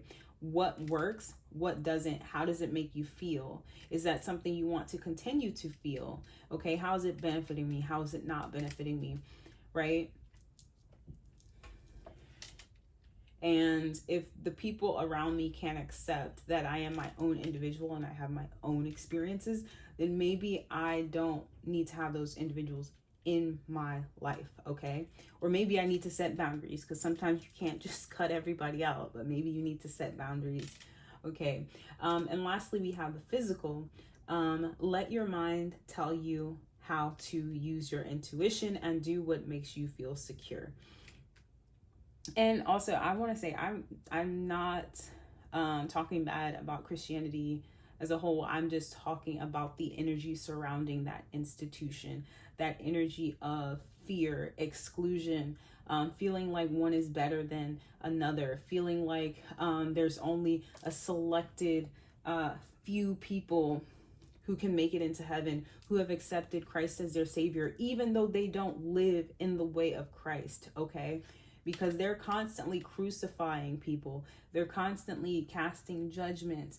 I'm talking about that institution, right? Because you can find God in the Bible, okay? You can.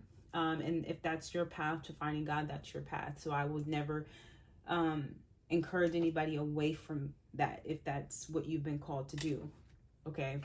But this last one for your physical. Let your mind tell you how to use your intuition and do what makes you feel secure. And we were just talking about this intuition. What is it that is going to make you feel secure? And this is on a soul level, not just on a physical level, right? Because the internal is the foundation for the external. How are we feeling inside is going to reflect on our outside, okay? And if the inside is unstable, you can rest assured whatever you build in the physical is also going to be unstable. So use your intuition, guys. I feel like it's going to be heightened for you guys with this, all of this crown chakra energy out here. You are going to be receiving a lot of information and wisdom from the divine. The crown chakra actually is a receiver for information from the divine. So you want to make sure that your crown chakra is on and active. So potential outcomes here for pile number 2. The awareness of intuition to protect what makes you feel secure. I just want to say that we have Cancer and the 4th house out here, which is like double Cancerian energy, plus Mercury. So I do feel like this has a lot to do with your foundation of family and your roots and the base chakra, okay, which is formed a lot in our early years, right? If we grow up in an environment where we struggle constantly to feel safe, to feel accepted, it's going to cause a lot of blockages and imbalances in the root chakra. So this definitely has a lot to do with, I feel like a lot of you guys have struggles with your ideas on family, okay? Your ideas on what a good foundation should look like for family, or even community friend groups, okay? And I feel like you're constantly, or you were in a state of maybe where you were constantly just in mental conflict because it didn't match how you actually felt. On an intellectual level, it made sense, but on an internal level, it didn't match. The awareness of intuition to protect what makes you feel secure, okay? And you guys remember the card you got, it's defense. And the card speaks on, you know, defending, standing up for the things that you hold near and dear to yourself, protecting them against other people who may attack them, and protecting those things from yourself as well. Like I said, sometimes we sabotage things ourselves, but we have to, I feel like in this pile, you're going to be using your intuition a lot more than maybe you used to. And I feel like if you guys were coming from a mental energy to making your decisions, your mental wasn't that clear. Okay, I feel like you're coming into this clarity now to where your mental is now opening up to also receive information from intuition and not just one or the other. Okay, so our intuition protects us. Okay, when we go against our intuition, we learn very hard lessons, because that is literally God's alarm clock for us. That is how God communicates with us. It's through our intuition. And, you know, sometimes we think, oh, I'm just hearing voices. The God speaks to different people differently. I myself am clairvoyant, clairaudient, and clairsentient. I feel things, I hear things, and I see things. Okay, so that's how I receive information from the divine mostly. Of course, I can receive information different ways, different times, but those are the three main ways. And I'm not saying that that's going to be for you as well. And I'm not saying that if you are used to getting information in one particular way, that it may not switch in the near future. So just pay attention and be mindful. So, many thoughts about or from attitudes from the past about support. Okay, and there we have it. We have, you guys in this pile are changing your idea around what support looks like. And like I said, it could have to do with family, friends, community. You are changing the way you look at what that means or what it should look like. Okay, I feel like you guys are more so going to be focusing on how it makes you feel rather than intellectually how it's supposed to look, okay? Or what you've been told. And then for the physical, we have many words resulting from the history of your home base or family. Okay, so I do feel like some of you guys may be speaking your truth to people in this new door that is going to open. And it makes sense because we literally have, you know, all these cards of protection and defending and things like that, and releasing fear and coming into our power and now operating on this higher vibration. You can express yourself in a high vibrational way. You can express yourself in a way where you are not imposing your will, ideas, or beliefs onto other people. And you can do it in a way where you are not intentionally trying to hurt another person, right? And when you know where you're coming from in a situation, then you can take a step back and detach from internalizing how someone else may receive that information, right? Because sometimes people will, and sometimes it's not their fault, so I'm not casting blame or judgment, but sometimes we'll speak our truth and people will be very offended by that truth. And they may start projecting their insecurities and fears onto you. Okay, but when you know you are coming from a place of integrity, honesty, and truth, and your message is rooted in a high vibration of self-love, right? You can detach from how other people may receive that, okay? Because it's coming from the Most High. You know, I can't, or we can't change how someone else may receive our truth, okay? That is a them problem. That's not an us problem, okay? So I do feel like you guys will be speaking your truth to family members, or just speaking up about things that, you know, may have worked for you in the past or in your family dynamic or community, right? But realizing, hey, that may not work for me, right? And that's okay, because we can all be different and still coexist. We don't have to be exactly the same. We don't have to believe in the same things. We don't have to have the same routines. You know, we're all different, and we all operate different. We have different energy levels. We have different perceptions formed by different experiences. So, you know, we can't expect everyone to be the same or to be what we want them to be. All right, so I'm going to take one more card from the Chakra Love deck, and then I am going to close out your reading, pile number 2.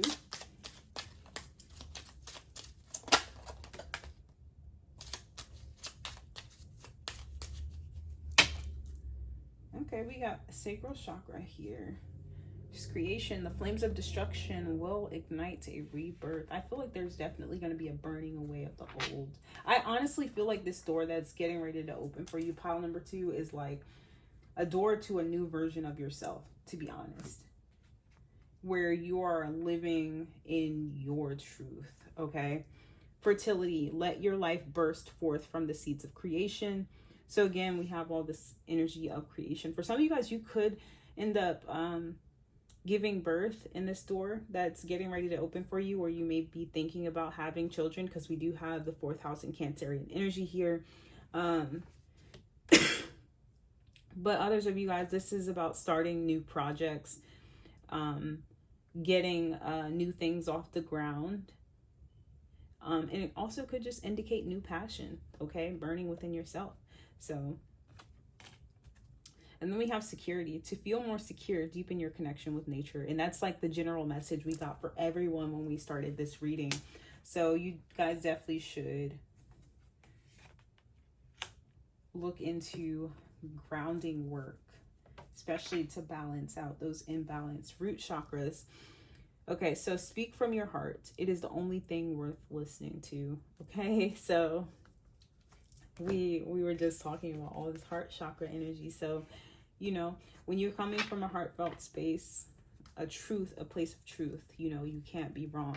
So, all right, pile number 2, that has been your reading. Thank you so much for joining me. If you liked the reading, resonated with it, don't forget to like, comment, and or subscribe. And I hope to see you guys on another reading. Also, if you are interested in booking a personal reading, you can do so by the link in the description box below this video. Bye. Hello, pile number 3 people. Those of you who have chosen the blue door with the initiative card, this is going to be a reading. Before we even start, I want to point out that there is a lot of blue coming out in this reading. This is a part of the blue suit in this particular oracle card deck. And blue to me is a color of so much depth. Like, to me, it represents, you know, mystery, space, spirituality. It's also associated with the deeper blue color here is associated with the 3rd eye chakra. So let's take a look at what comes out for you guys, okay? All right, so we have the Sun card, the 9 of Cups. Wow. the Sun card. And I was just watching a video on the suit of the wands, and they were saying how Leo is the center of the most cards in the suit of the wands, and that Leo is of all the fire signs the most ambitious and driven. Okay. Now I will say, you know, with the Sun card coming out in initiative in the Nine of Cups, I do feel like you guys are going to be walking into this door of I keep hearing creation, but you guys are going to be creating a lot. Now you have a lot of doors here, but the door that you chose, it's the art of life. There is no sacred light in the aura of an invisible life. Be bold in your skin. Let your love dance in sight. So again, we can all adopt and take on that big Leo energy, that energy of being bigger than life. Okay. So you guys are going to be stepping into this door of really owning who you are and showing up as that. You guys are going to be so happy. This door that's opening for you now. Okay, we have this door here. Draw down the moon. The forest nymphs dance in sheer delight, singing soft songs. Find us in the wild. Good night. I feel like you guys are going to get back to loving life again. Okay, or loving life more if you never stopped. So we have this, to me this is like a gateway. A distant kiss in a prayer flag. I wish of all wishes that you were here. Through sunlight and rain, I need you near. You guys do have someone missing you. Pile number 3. We have this door here. I'm hearing for some of you guys, it could be a passed on loved one. Okay. Patience. Everything soon will come to light, and then you will see things will be all right. Pass this card on. Maybe some of you guys recently lost someone, or even if it wasn't recently, I know myself, I sometimes have moments where, you know, a certain or particular loved one will, their energy will start coming through a lot more, and the feeling feels kind of fresh of like losing them. So you may be going through a time now, if you didn't recently lose someone, where you are reflecting on the loss of someone. So numbers and doubles, synchronicity and 2, don't hold back your love now. Life is meant for you. That's 1111. Okay, make a wish. So there is a lot of energy of wish, you know, wishing on a star. Okay. For some of you guys, you are wishing on a star for a lover. Others of you guys, you're wishing on a star to remove pain, okay, unhappiness from your life. And, you know, your prayers are getting ready to be answered in this door that you are getting ready to walk into. Okay, we have first quarter moon in Virgo. So now is the time to take a step back and assess a situation here. Okay, so we have inner temple, devotion, tune into the portal of your heart. We have yes, just say yes. And we have Seraphim's gateway, voice activation, angelic attunement, divine support. We have Palladian activation, coming together, harmony in the heavens. Oh my goodness. Resolution. Okay, we have sky dancers, surrender, and we have mindful, group think. And then we have health and new beginning. So that could be Virgo energy there as well, which indicates that you guys could be getting into a new routine soon regarding your health. So this could be like a fitness regimen or a diet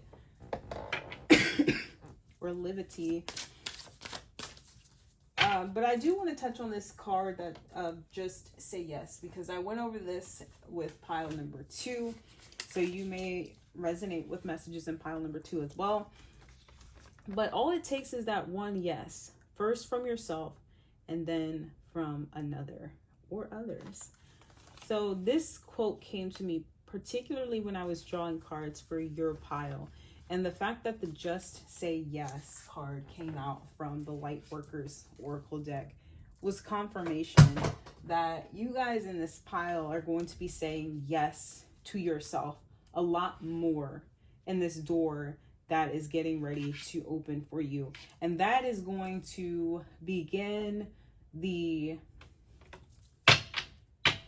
ripple effect of a lot of change and happiness, harmony entering your life. Okay. All right. I just want to get one from this deck because I didn't get one from this deck for this pile or the last pile, but I forgot to get one in the last pile. So here we go. Okay. So we have rooted. May you never tear the living ritual that is magic merged within the roots of your being, the soil of your soul. Okay. And then at the bottom of the deck, we have the veil and divination. And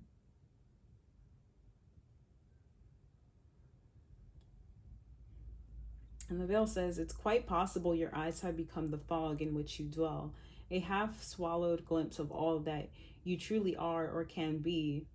That the tears you bleed are ready for the storms to turn the skies inward. Okay, so there's that energy again of like pleading almost with the universe or God, source, creator, whatever higher power you believe in. But we have divination as well. So I do feel like, number one, you guys definitely could benefit from the use of divination of any kind.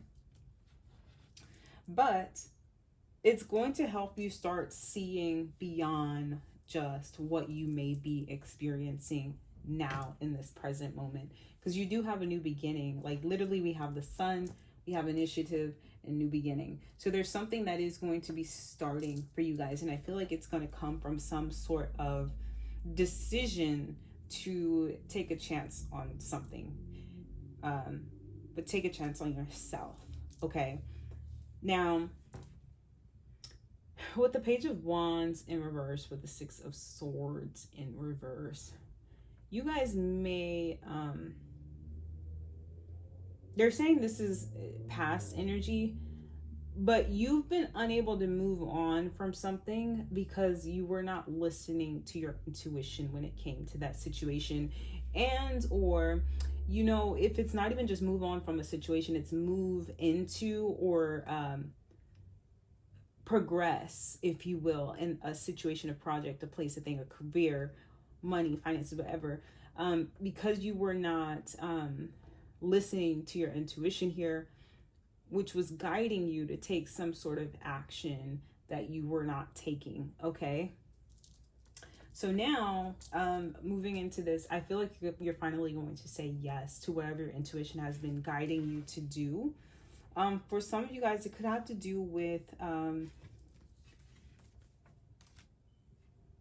speaking your truth, number one.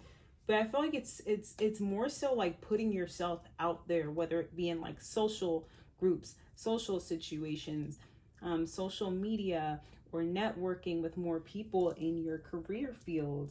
Not shying away from those invitations to social gatherings or events, not shying away from posting yourself more often on like your social media accounts if that is something you were wanting to aspire to. Okay. Now for some of you guys, you may have a new career starting off in the health industry or field. Okay, whether it be mental health, physical health, fitness, nutrition, diet. But I feel like it's coming from your own experience. It's coming from what you have done to improve your quality of life and then choosing to share it with other people. Okay. This door, guys, paying attention to this clock here. Some of you guys may be 40, and I feel like some of you guys, there is this idea, this adopted idea surrounding age, especially for women. Some of you guys could be 48,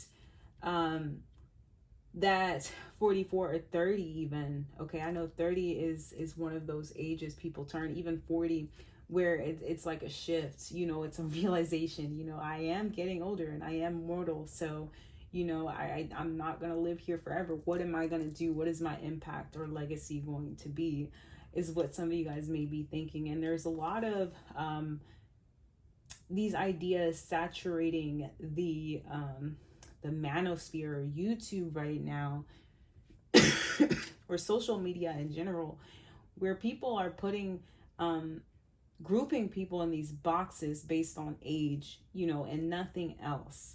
You know, age and how many kids you have. But, you know, age signifies experience, okay? You've been through things, you've learned things, you have wisdom in most cases. We know that some people get old and they don't grow wise, okay? But for the most part, with age comes wisdom a lot of the time, right? You've had time to reflect on yourself. You've had time to reflect on your past lives, right? And you had time to assimilate the lessons, okay? So for some of you guys, time may be a big thing for you, okay? They're saying be mindful of the music you're listening to at this time. You know, is it planting seeds for creativity, inspiration? Is it inspiring you? Is it giving you life? Or is it draining you? You guys have a very beautiful mind, a very beautiful and colorful imagination. Don't allow outside noise to taint that. You will be young forever. In this pile number 3, you guys are going to be young forever because you haven't lost your imagination. You haven't allowed the world to completely taint your outlook on life. You're literally showing up as the sun in the 9 of cups, okay? This is pure bliss, internal bliss. This is self-acceptance, self-assurance, right? We're all going to get older. If this has anything to do with age, you know, no one's going to be young forever. You know, eventually that person who is constantly bringing up your age, even if it's just somebody online, you know, eventually they're going to reach an age where, you know, they aren't going to be sexually desired or desired to marry, you know, and this is all false anyway. We see people every day over these ages, 48, 40, 44. Like, you see people 60, 70 get married again, you know? I see it all the time. So it's like, what world, what universe are these people even living in? They're not living in reality. So don't worry about it. This is opinions coming from very limited experiences, from very small-minded people. We have to remember that. Okay. So moving into this new door, I feel like there's going to be an acceptance. Now wanting to flow with life. No longer holding yourself back, realizing, yeah, I'm getting older. I don't know why age keeps coming up. Maybe it's significant for some of you guys. Like, yeah, I'm getting older, but I'm still alive and I still have time. I still have vitality. You know, I still can do all of these things. So why am I not pursuing or following the things that I want? Okay. I've always wanted to do X, Y, and Z, so I'm finally going to go out on a limb and do it, right? So I feel like in this door that's getting ready to open for you, it's going to be a lot of that, a lot of yeses to yourself, right? So, and I don't know, like, if somebody's 48 here, or in your 40s in general, like, you're not too old to do anything. Like, you're not. And I want you to know, or I want to point out this card just again. This is the card you guys chose. This is the door you chose. And it's the art of life. There is no sacred light in the aura of an invisible life. Be bold in your skin. Let your love dance in sight. Find those new hobbies. Try those new... Guys, 48 is not old. 50 is not old. It's not, okay? And maybe some of you guys may choose to start making better choices when it comes to your health, okay? Maybe getting on some sort of fitness regimen and transforming your body, okay? Some of you guys may be doing that, because I see where a lot of you guys are going to be more confident and more happy with your physical appearance in this new door that's opening for you. And don't listen to people when they say, oh, when you turn 30, you're going to hit the brick wall and nobody's going to want you because you're going to start gaining weight. How do you gain weight? I know that some people gain weight hormonally, or there's like thyroid issues, but mostly you're intaking more energy than you're burning off, aka you're consuming more calories than you burn, right? And so how do we prevent the weight gain then? We start burning more calories, right? It's really that simple. It doesn't matter how old you are. Of course, like I said, I am not a doctor, so I'm not a medical doctor. So, you know, if you feel like there is something preventing you from obtaining your body goals or weight goals, and you've tried everything, it may be time to consult with a physician, okay? All right. I don't know why I keep pulling cards from this deck for you guys.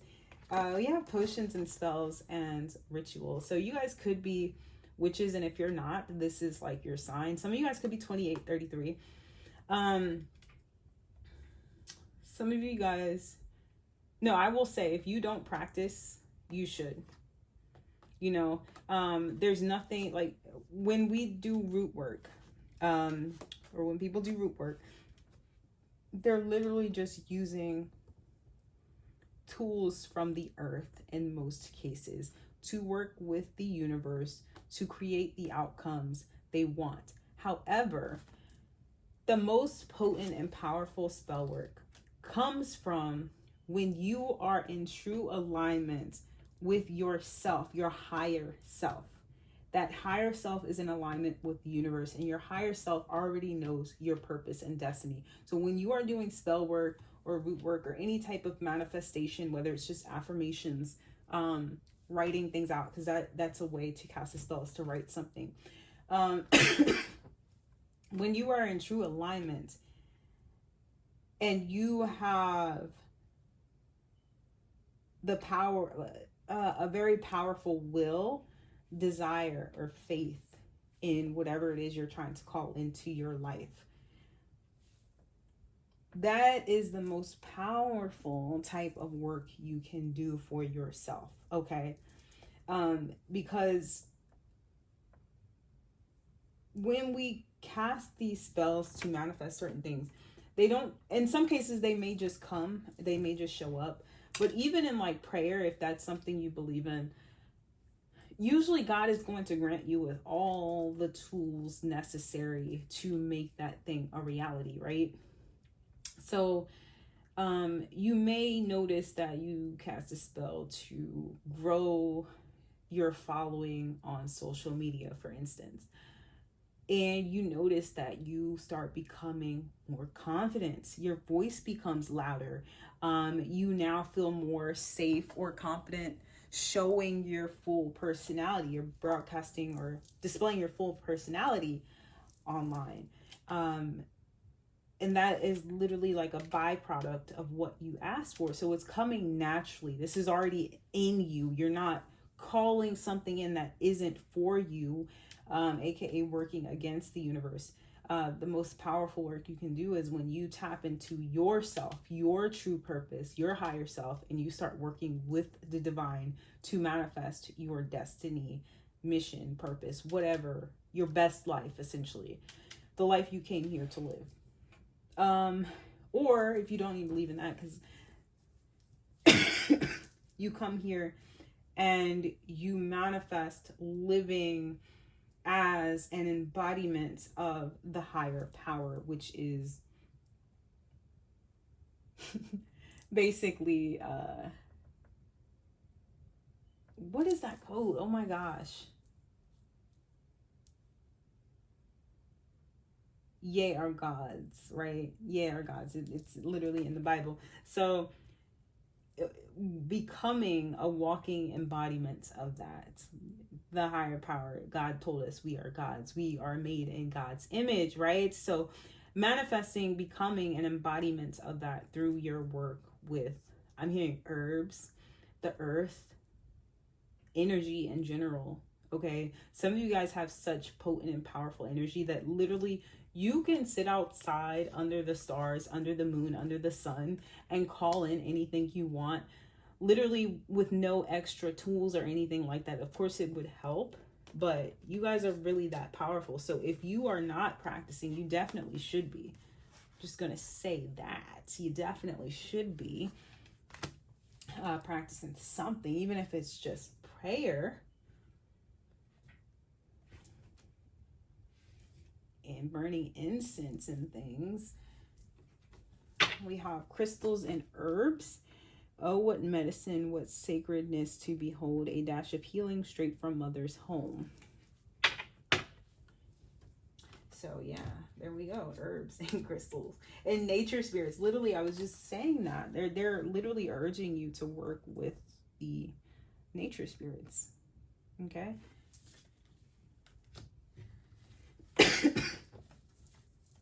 I am so sorry to be coughing on you guys' ear, but you know, I really wanted to record this reading because I said I was going to put it up today or this week, and it's Sunday, so we have to get it out. And I'm really excited about this reading.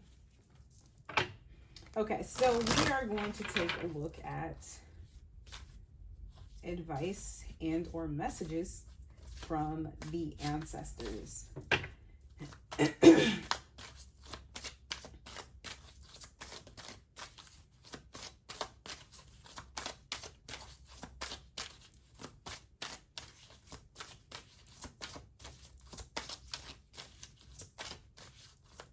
I also want to say, guys, if you are struggling with the loss of something or someone, it doesn't matter what it is or was, just understand that whatever it was, you had to lose it to clear space for this new beginning that you guys are getting ready to enter. Okay.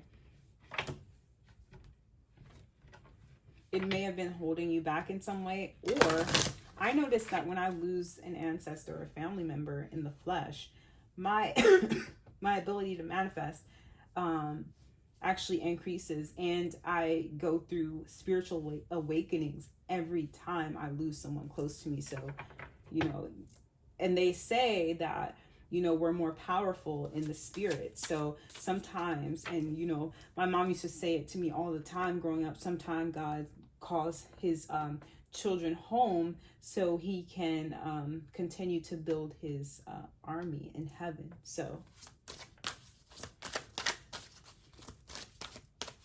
yeah, sometimes our ancestors are more powerful or able to assist us in the spirit than they were able to in the flesh. So just remember that.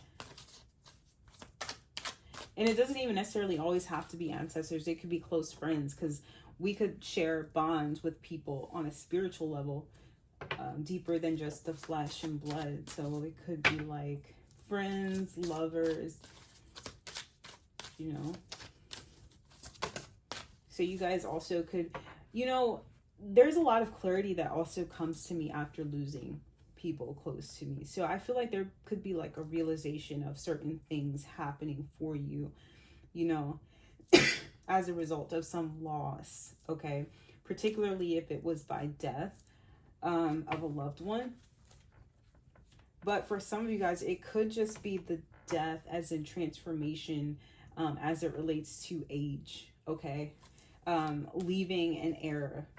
Okay. We have Earth, Life Giver, and that's coming up on top of the sun. And then there's the sun in the background.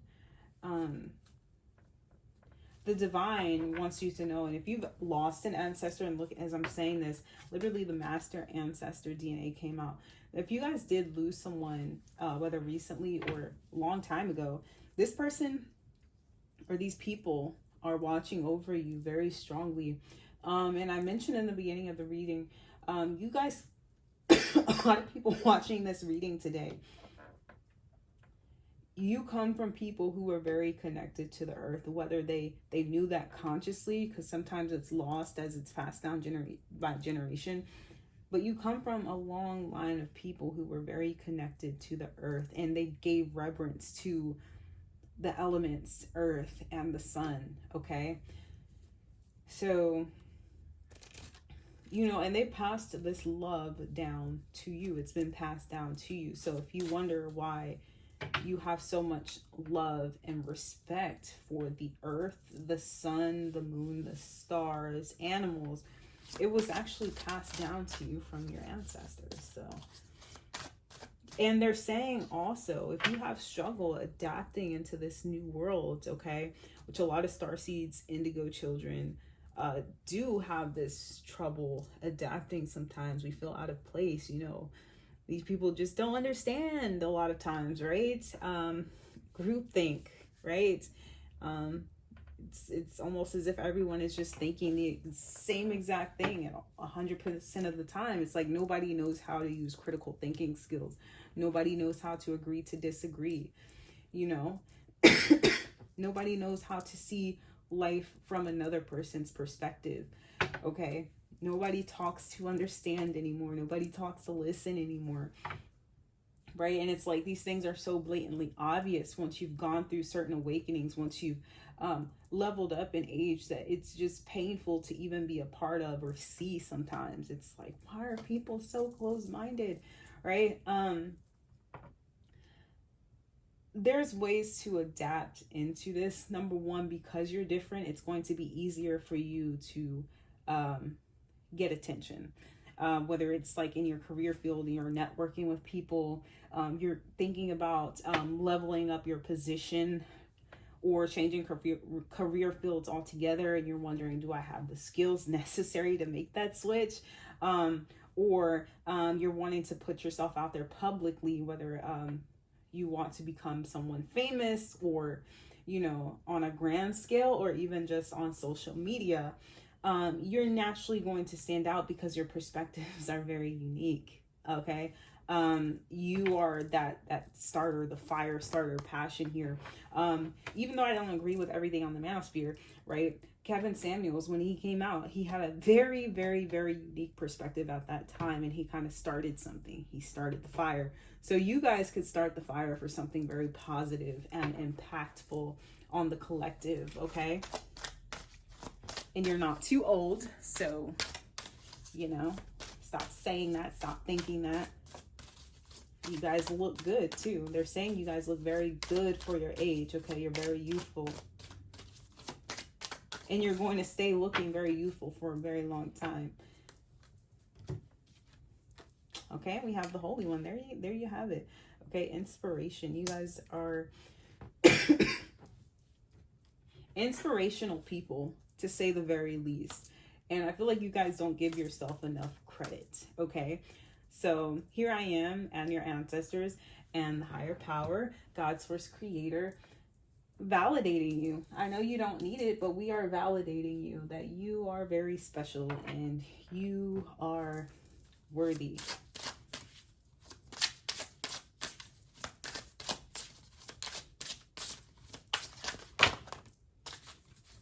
Oh my goodness, I was just talking about career change. Geez, some of you guys, that may actually resonate, okay? You are embarking upon a career that brings you the joy and abundance you desire and deserve. Okay, that may be the new beginning for some of you guys. For some of you guys, this could have to do with like job loss, or even if it's not like the physical loss, it's like the loss of inspiration or passion to keep doing it, right? Which, you know, is devastating too. I think that's underrated, you know, that feeling where we come to the end of the road at a career and we feel unable to change it, but it kills us inside a little bit every day, continuing to do it. That's almost, I'm not gonna say it's as devastating, because obviously, you know, that can be very traumatic to actually lose a job financially, but it's devastating emotionally and spiritually to continue doing something you no longer have passion for, right? And look at that, we have animals at the bottom of the deck, so there we go. Again, I do feel like you guys in this pile are very connected with animals. If you don't have one, you should look into getting one.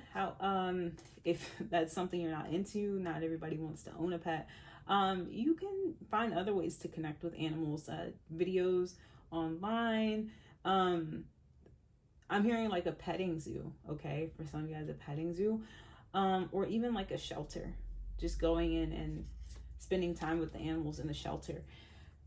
We have let go at the bottom, walk away from the situation in order to resolve it. So some of you guys definitely could be needing to walk away from something in this this new chapter, this new door. I said new chapter. This door that's opening up for you is you're going to be letting go of things. Okay, I feel like it's a shedding of old skin, a shedding of fears, of thinking you're not good enough, or you're too this or you're too that. And just finally going after what it is you want. Finally believing in yourself and your capabilities, okay? Fully, right? So, and for some of you guys, because I literally said this, some of you guys may be shifting into a career that's more health focused in some way. Like maybe you could become a doctor, or if you're already a doctor, you could be changing specialties if you're in a specialty.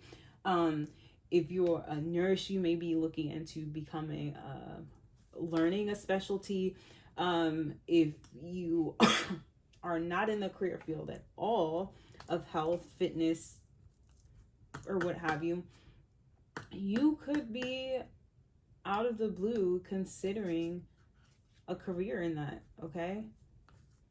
Your life purpose involves body work, such as massage therapy, energy healing, physical therapy, or exercise training, okay? So that definitely, oh my gosh, you can't make it up. Nutrition and healer. There's no way. Okay, so definitely a lot of you guys watching this, you have a natural ability for healing, okay? Whether it's like through fitness, nutrition, being a physician, or having some sort of specialty in medicine.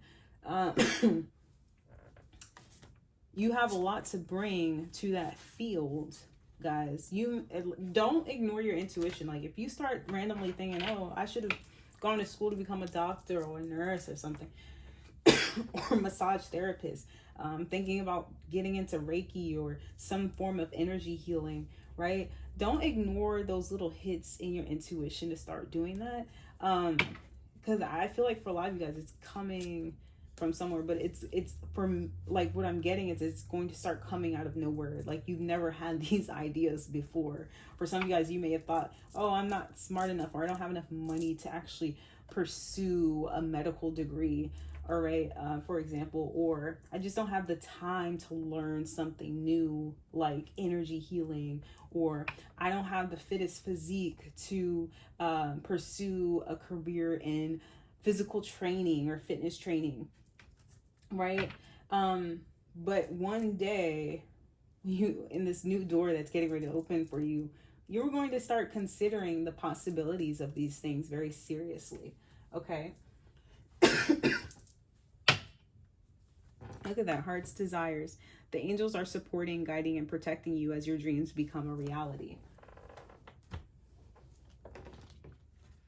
And also, I'm hearing someone say, I'm not smart enough to do that. You are, okay? Let me tell you, I went to school, college with people who went on to become dentists and doctors who cheated their way through school, okay? So when I say you guys are more than capable, you guys are more than capable just because you already have a passion for whatever this is.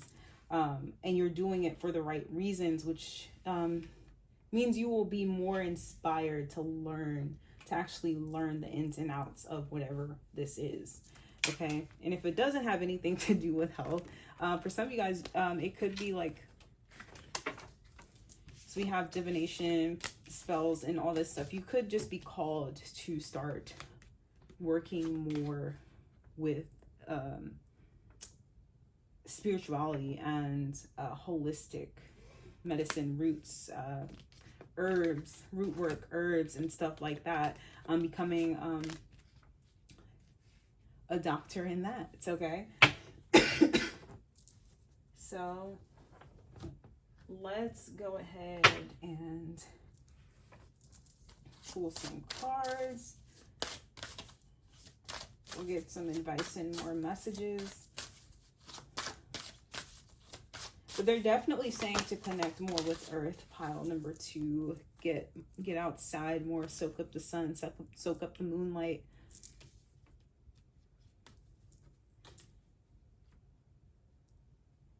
Dodecahedron, all seeing and knowing. We have balance, rebalancing.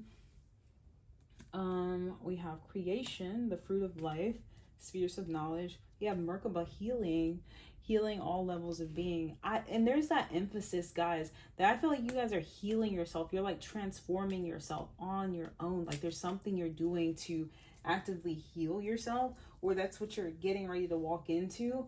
And I feel like you're going to start seeing so many changes that that it's almost like criminal to not share it with other people. Okay. Like you're going to feel so called to share whatever it is with other people. Okay.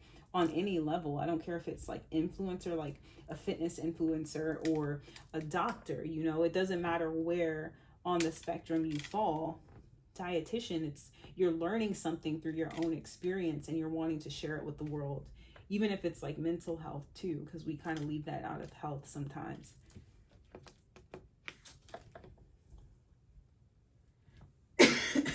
Let's get some messages from the angels. Or again, like tarot card reading, oracle card reading. We're just giving messages to people that will help heal mentally, emotionally.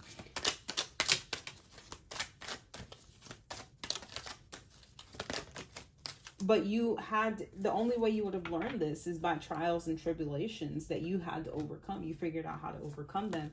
Now you have the keys. You can share them with other people. Okay, joy and contentment, divine timing, clear, cancel, and release. There we go again. Power and intention. There we go again with that energy of working with the higher power, right? And there we go. Guardian angel, you guys are protected. Okay, you guys are protected. There may be some people that you have to set boundaries with, to be honest, because we have the warrior spirit here, and I wasn't going to pull it out, but because I have honesty and communication and then composure, I do feel like there may be something you have to do here that may ruffle some feathers, that may you know, anger some people, right? I feel like there's something or someone in your life that needs to be stood up to. And I do feel like it's an actual person. And I don't feel like it's something within yourself. Okay. And this is helping you learn how to set boundaries for yourself. Okay. And the more you do this, the more comfortable you get with doing it. Okay. But your spirit guides want you to know that they're protecting you when it comes to this situation, if that resonates for you. And for others of you guys, it could indicate, you know, that there is a little bit of a reluctancy, shyness even in you guys to put yourselves out there out of fear of judgment, out of fear of not being good enough. But you are you're more than capable. You definitely have what it takes to be successful in whatever you set your mind to. It's all power and intention. It literally came out. So we have expect miracles at the bottom of the deck. So yeah, I mean, that's pretty self-explanatory. Okay, what can pile number 3 expect? Look at that. We have prosperity at the bottom. What door is getting ready to open for pile number 3? What door is getting ready to open for pile number 3? True wisdom and making good choices in life. There we go. There's definitely an establishing or a strengthening of a connection with the higher power here and your higher self. So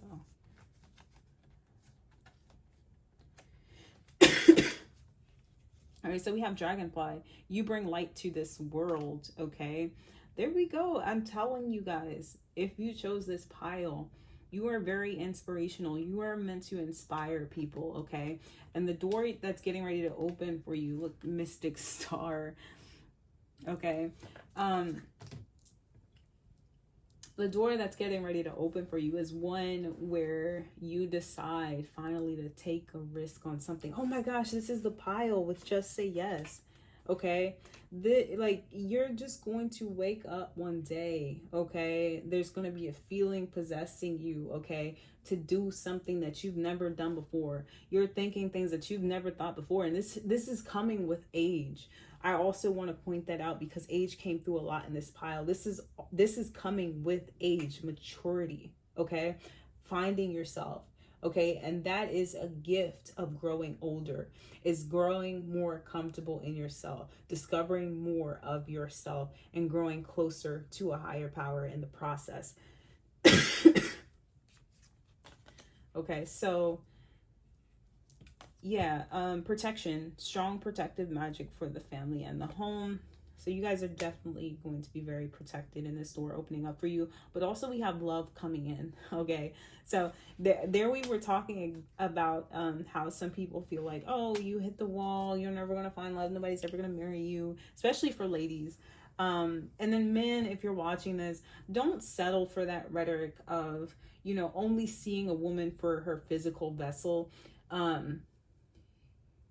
And even the egoic part of her personality. Try to get to know people deeper than what they present. Try to understand what makes a person operate the way they do. What have they gone through? Okay, because you'd be surprised what people have overcome. And I'm tired of the hate. I'm tired of the judgment from people who haven't walked a mile in these people's shoes, okay?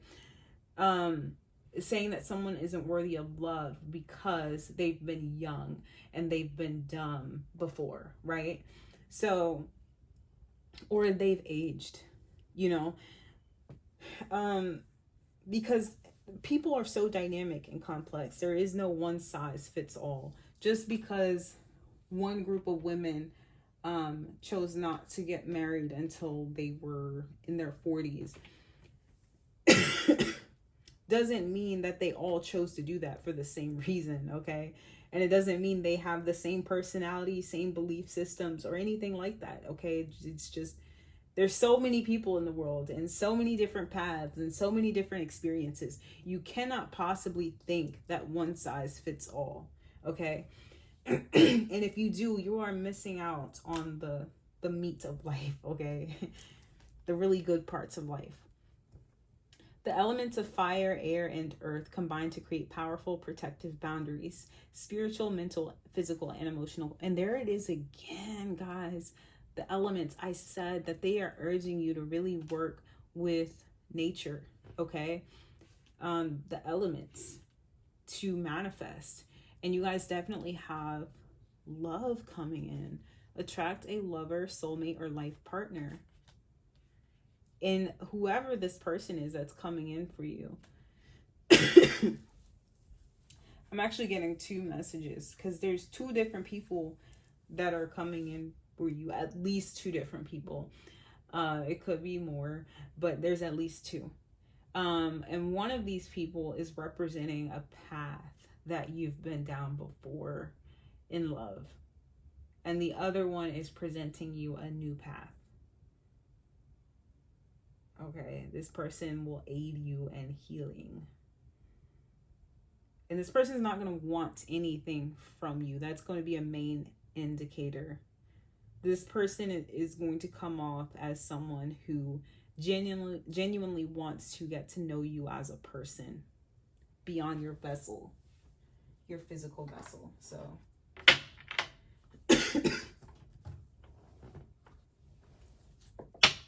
all right, let's get, I do want to check on the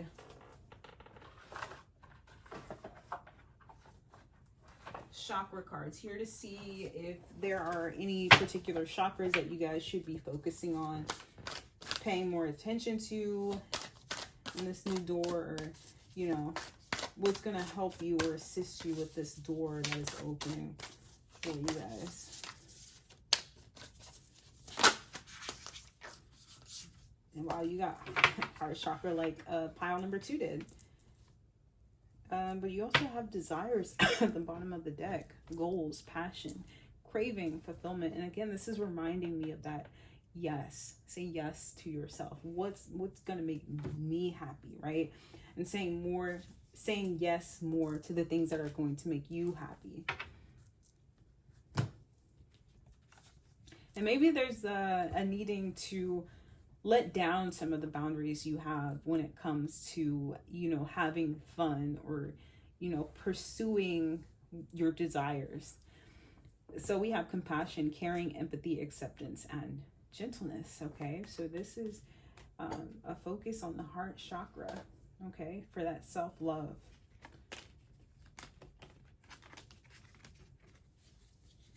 And then lastly, we are going to pull a card from this deck, and then we are going to close out the reading, guys.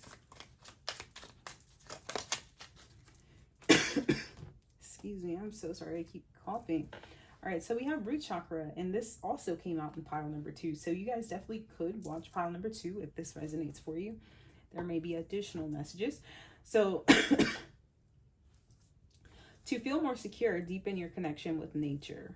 Okay, so again, the energy of wanting you to connect more with nature. So definitely. And there we go, that sacral chakra.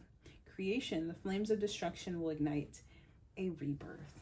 So allow whatever is falling away or needs to fall away. Taking the next necessary action to end the things that need to be ended. And then surrendering to what is naturally falling away, letting it fall away.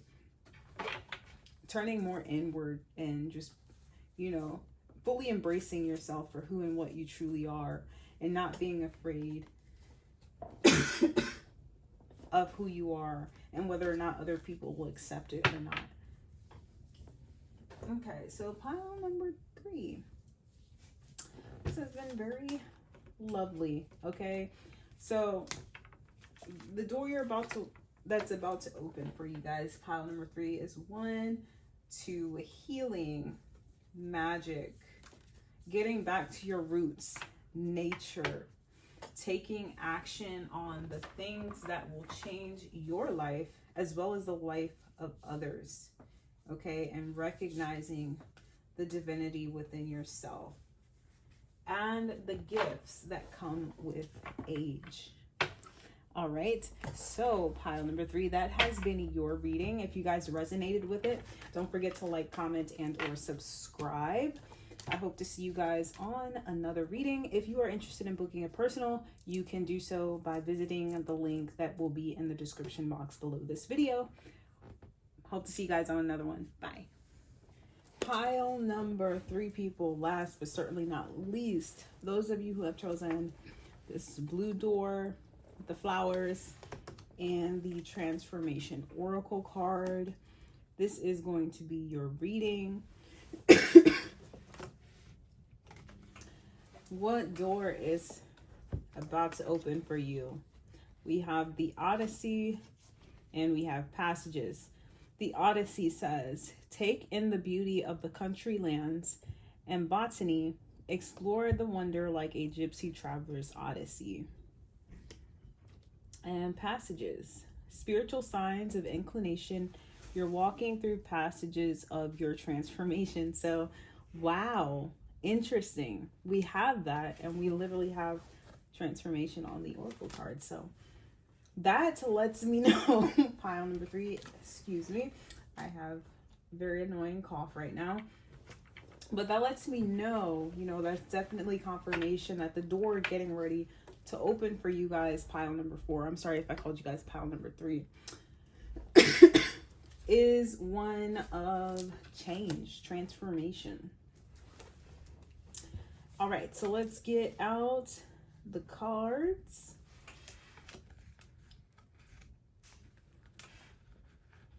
Now, when I initially was pulling cards for you guys, I just kept getting the energy of someone who may be recently going through a breakup, a separation, a divorce,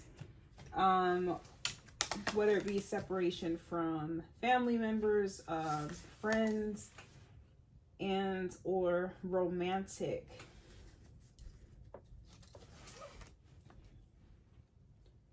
All right, let's lay these cards out.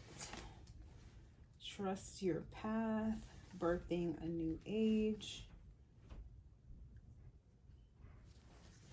I'm sorry, I'm coughing a lot more in this pile than I did for the other ones. Okay, leave the past behind. Relax.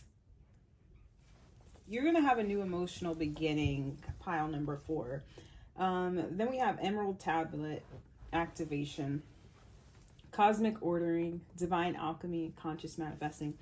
If you guys have not read the Emerald tablets yet, I would recommend doing that. There is an activation that happens, an evolution of consciousness that happens after reading the tablets. So I do recommend reading them if you haven't already. Then we have Arcturian light codes, evolutionary downloads, recalling power, future thinking. And it's crazy. We have all this energy of like future and leaving the past behind. We have birthing a new age, birthing new creations, dreaming a new world into being. Trust your path. If you knew you would be supported, what would you do? We have ancestral wisdom, lay of the land, drifter, experiencing life as it comes, lost compass, getting back to integrity. And then we have magical powers. I weave and clear, I cast and know, magic secrets to me now show. And that is a number 6, which is a number of harmony and balance. I am so sorry, pile number 4. I don't know why all of a sudden I sit down to do your reading and I cannot stop coughing. Okay, what door is getting ready to be open for pile number 4? Now, I do feel like a lot of you guys in this pile are having to walk away from some sort of significant relationship, okay? For some of you guys, it could have to do with family members. For others of you guys, it could have to do with somebody that maybe you saw a long-term future with, maybe somebody you had a lot of plans with. For some of you guys, you could have been married to this person, engaged with this person, or engaged to this person. And then this pumpkin card keeps showing up. Uncaging the spirit within, thou the fertile power you hold. To taste your buttery velvet upon tongue is a gift I shall cherish each day that comes. So I do feel like this may start happening in the month of October. It may have started happening in the month of October, or the start of fall. Quite literally, the fall. So this could definitely represent the fall of something. And fall is the season of Scorpio, death, endings. I feel like in this new, for this door that's getting ready to open for you guys,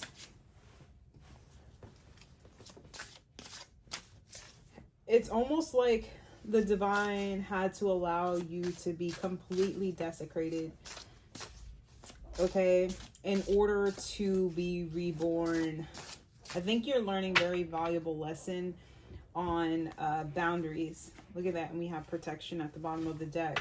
And whatever you are going through, getting ready to go through, or have gone through, has turned you into this Queen of Swords like energy, male or female, to where now you are more discerning with who and what you give your time and energy to, as well as what you entertain, okay?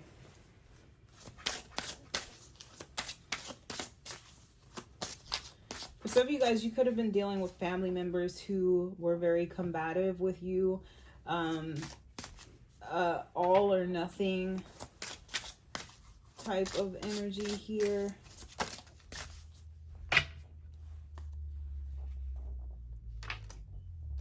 Okay, we have bat. Invoke thy power and fear not be hidden. What lurks is coming with undying change. So yeah, there's definitely change coming for you guys. Pile number 4.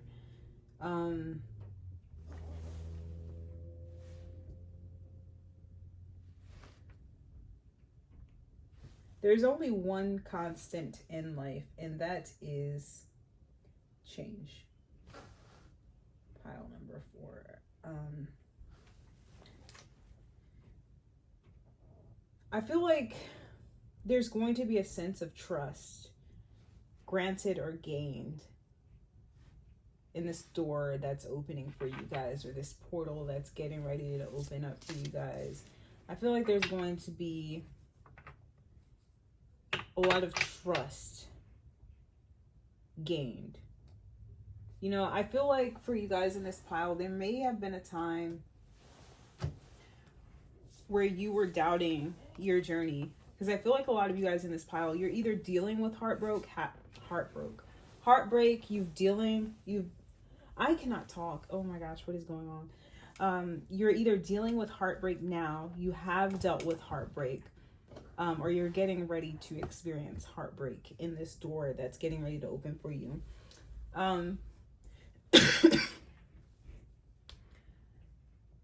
And whatever it is, it was meant to test you, okay? To test your faith in a higher power, to test your faith in yourself and your abilities, okay? Are you brave enough to leave the past behind and embark on a new journey, despite how things may appear on the surface? And maybe you guys have family members or people close to you who are going to be looking at you like you are insane, okay, for taking whatever risk you're about to take with this door that's getting ready to open for you. We have grief at the bottom of the deck. It is but a mere glimpse of nothingness hidden away deep within the chambers of your mourning, and the red clovers birthing lost illusion. Dark moon, black cat. In the dark of your heart lives new breath, waiting for you to release its ghost. Yeah. So this is about moving on from the pain, leaving the pain of the past behind. There's a curious journey into the depths of the unknown, hidden so deep that only the brave will gracefully return with light in their eyes and shadow leading home. So I want you guys, there's a lot of darkness in this pile as well. What I'm really getting, pile number 4, I'm sorry, I shouldn't have taken such a long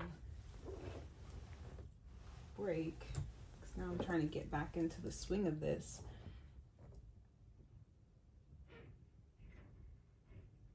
You guys are having to walk away from something. I feel like that is not easy. It's not an easy decision, okay? I feel like you guys had a lot of stake, a lot of hope, a lot of plans for whatever it is you're having to leave behind, whether it's a person, whether it's a belief, an idea, something you've established for yourself, a career, a home. And like I said, you could have a lot of people around you who do not understand or will not understand your decision going forward. Okay, for some of you guys, you could have family members in your ear wanting you to stay attached to a situation that is no longer serving you. Okay. Yeah, even the ancestors are pissing on whatever, excuse my language, whatever it is that you are needing to leave behind. They're literally pissing on it. They have no respect for, and I'm sorry for being so harsh, but this is literally how it's coming through. They have no respect for this person, place, or thing, or lifestyle. Okay. And they're saying you need to leave it before it leaves you. And if it leaves you, it's not going to leave you intact. It's going to almost destroy you, if not completely destroy you before it leaves. So I'm hearing the longer you stay in this situation, the more it's just chipping away at you. Okay. Some of you guys are devising some sort of a plan. I'm hearing an escape plan. So some of you guys are quite literally having to escape something. This definitely feels like a toxic family dynamic, to be honest. I feel like a lot of you guys are surrounded by people who smile in your face, but these people could be working root magic on you. These are family members. And I'm hearing, what do you want from me? What do you want from me? It's like these people are never going to be satisfied until they've gotten the best of you. Okay. And I think that's why your spirit guides were coming through saying, you know, you need to leave it before it leaves you, because if it leaves you, it's going to completely destroy you before it leaves. Okay. Or that's its intention anyway. What do they want from you? What do they want from you? I'm hearing your soul. They don't want you to have soul.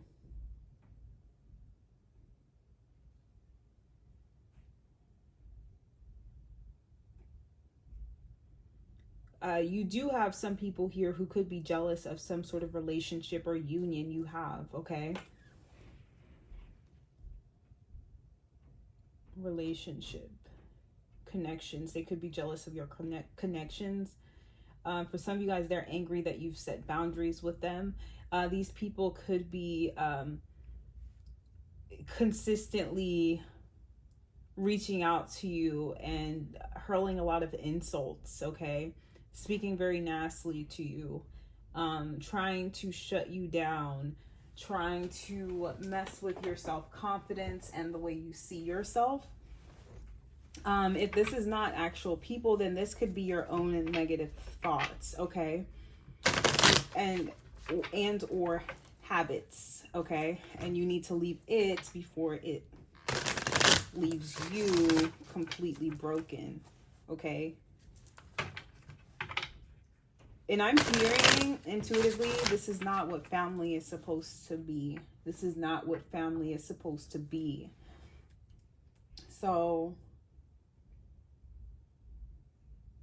and this is like a special message, but the divine is coming through to say, I'm sorry you had to go through this. But there is a very valuable lesson to be learned here. And I'm actually going to get more cards for you guys. Please put a card on this 10 of Cups with this 5 of Swords.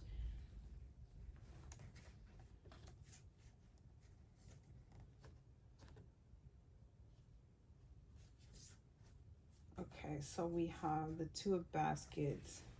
Hold on, guys. We have the 7 of Cups at the bottom of the deck.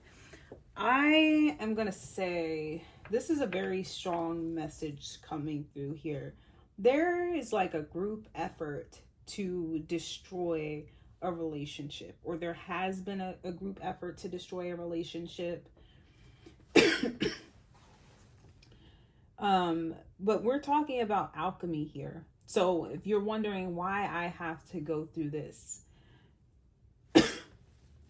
there is a transmutation process that is going to take place for you in this door that is getting ready to open for you, that is going to allow you to take all of these negative emotions that you have felt dealing with whatever situation this is for you, and allowing it to make you a more wise, a more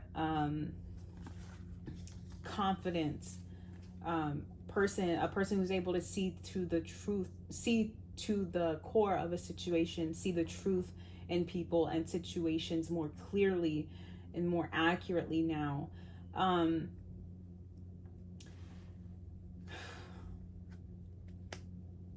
There is a group effort to sabotage a relationship because, guys, because it was too promising. Okay. Somebody was growing in confidence. Someone was getting recognition. I feel like there was a loving dynamic between two people at some point here.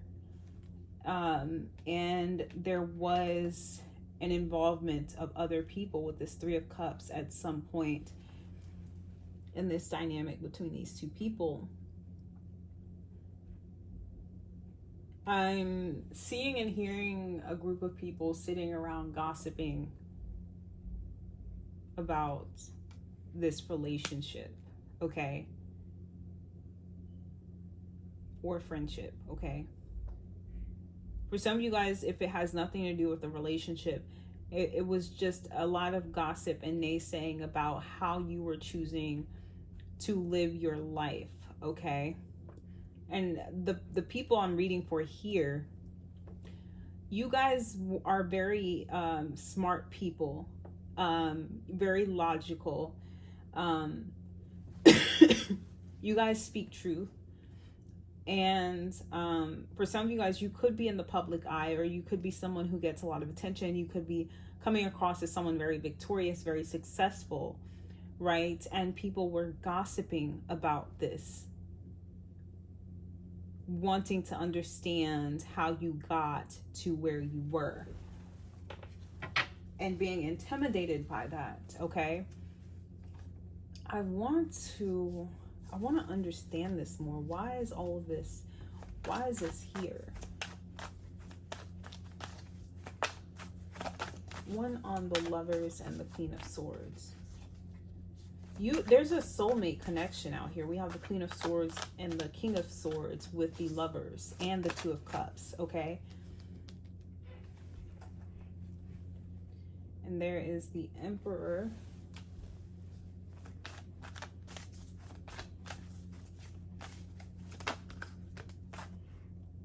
The Eight of Swords, Four of Cups, and the Six of Pentacles, Ace of Pentacles, King of Cups. Now, I'm going to tell you this.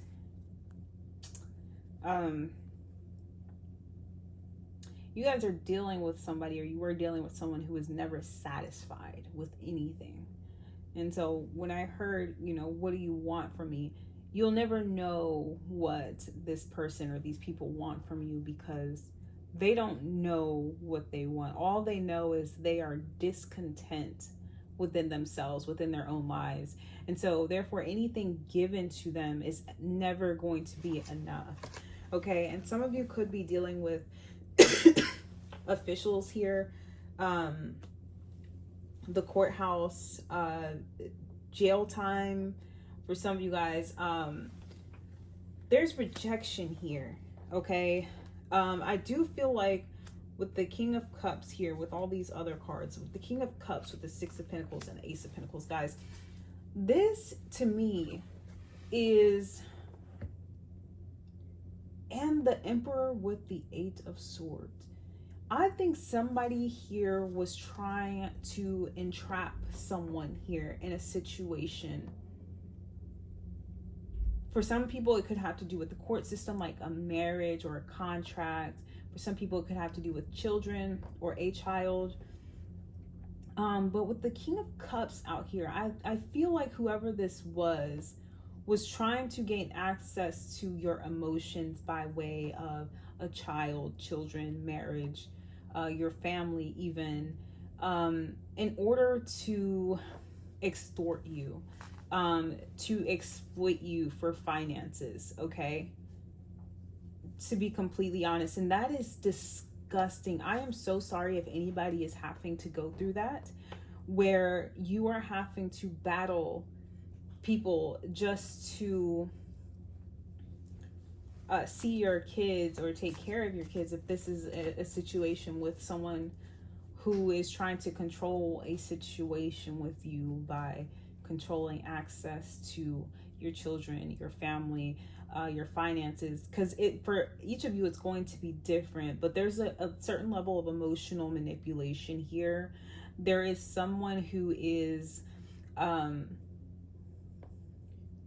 very entitled, and who felt like they could trap you to a situation with them. Okay, this person was trying to access some sort of love and emotion from you.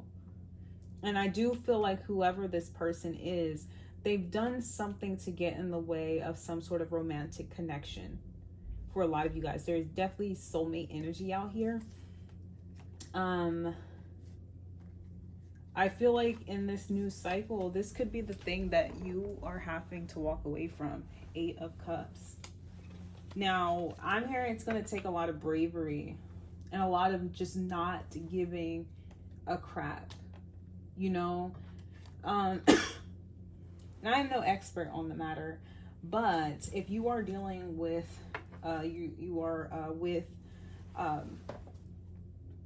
you're trying to co-parent with someone who is narcissistic, okay, or has a lot of narcissistic traits, okay, who is very controlling and domineering and just not wanting to let you breathe. Number one, they're doing that because they're trying to manipulate you.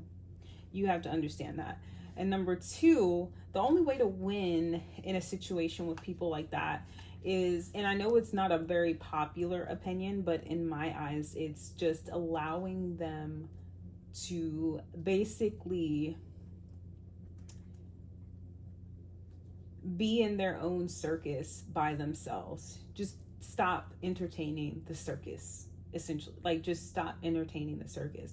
Once you draw your energy back and this person realizes that nothing they're doing is interfering with your decision making, that nothing they're doing is making it easier for them to exploit you or take advantage of you. Once they realize that you don't care about this manipulation, that you cannot be emotionally manipulated or mentally manipulated, once they realize that, they have no choice but to back off. Now, some people may go to extreme. That depends on the mental state, the mental health of the person we're talking about. And if you feel like you need protection from this person, I do suggest getting that, if you feel like you would need it. But the best way to deal with a narcissist is to go no contact. And I know for some people, if you are dealing with a co-parenting situation, that's not always the easiest thing to do, right? I'm hearing in this situation, the divine is actually calling for this. So I keep hearing it's a lost cause. And I'm sorry if there's children involved here. I'm sorry, like, and this is not necessarily me speaking. It's not my opinion. However, the energy is what it is, and truth is truth. You are dealing with an energetic vampire, right? This is somebody who's not going to stop at anything to suck you dry, okay? Whether it be mentally, emotionally, spiritually, financially, I would get away. Like, I'm being completely honest with you guys. I would cut my losses, okay? Because I don't think this situation is ever going to get better, okay?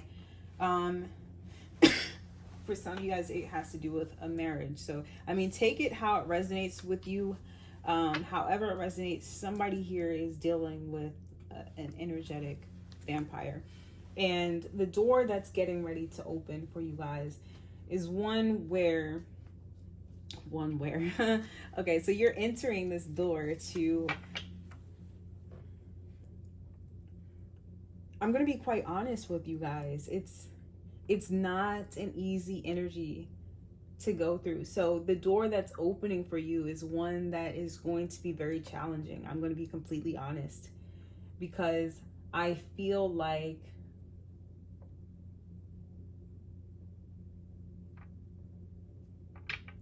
wow. it's like a redirection. It's a redirection from spirit, you know, and that's never easy, especially when you had a lot invested in something. It's like, spirit, are you sure I have to go the other way? You know what I mean? Are you sure I have to leave all of this behind? Are you sure it can't be fixed? But you're being baptized by fire, and you will be like the phoenix rising from the ashes when it's all said and done. It's going to hurt. It's going to feel very confusing at times, and you're going to wonder why it's happening to you.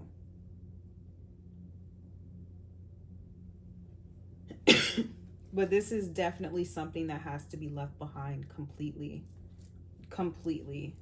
I'm sorry, guys, completely. They are stressing that completely.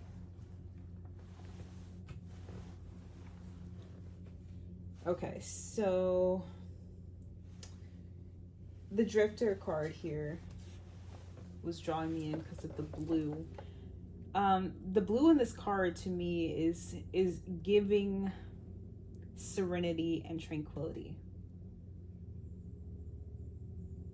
And they're saying this is to come after this draining situation is completely cut off and severed. And I'm also hearing that you guys may want to look into cord cutting rituals, okay? Because some of you feel like you owe this person something in some way, shape, or form. And I feel like this person has gotten in your head and in your emotions somehow to convince you of that.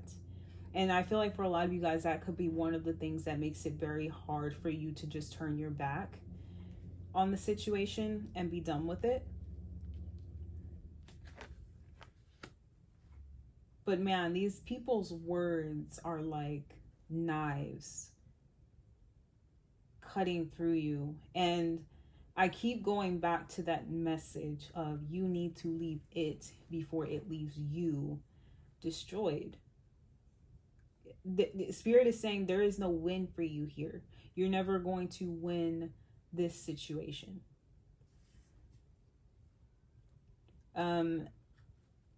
Okay, so experiencing life as it comes, drifter. This to me lets me know that some of you guys may be like exiled or banished from a group, a community, a family, right? That could have been like your worst fear, okay? Which could have put you in that energy of people pleasing, of not wanting to be casted out. And 14 reduces to the 5, right? If you are somehow outcasted, now I know for a lot of you guys, for some of you guys, this may not resonate where it's like a toxic co-parenting or toxic marriage or family dynamic here. It could have to do with a work environment, a school environment. Take it how it resonates, a friend group,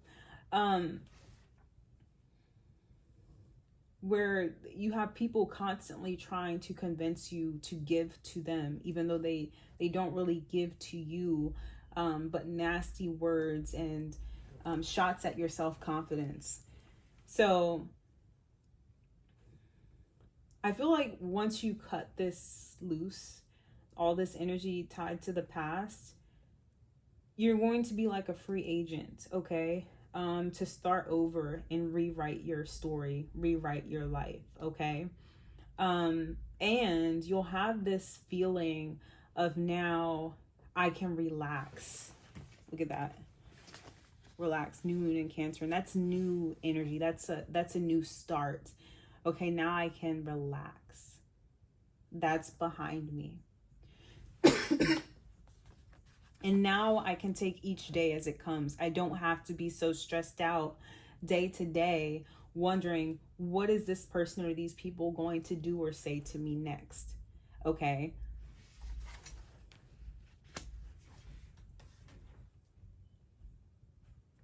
Okay, and we have a lay of the land, ancestral wisdom. So like I was getting that energy before, how I was saying how your ancestors don't respect this person, this situation, this group of people. They don't.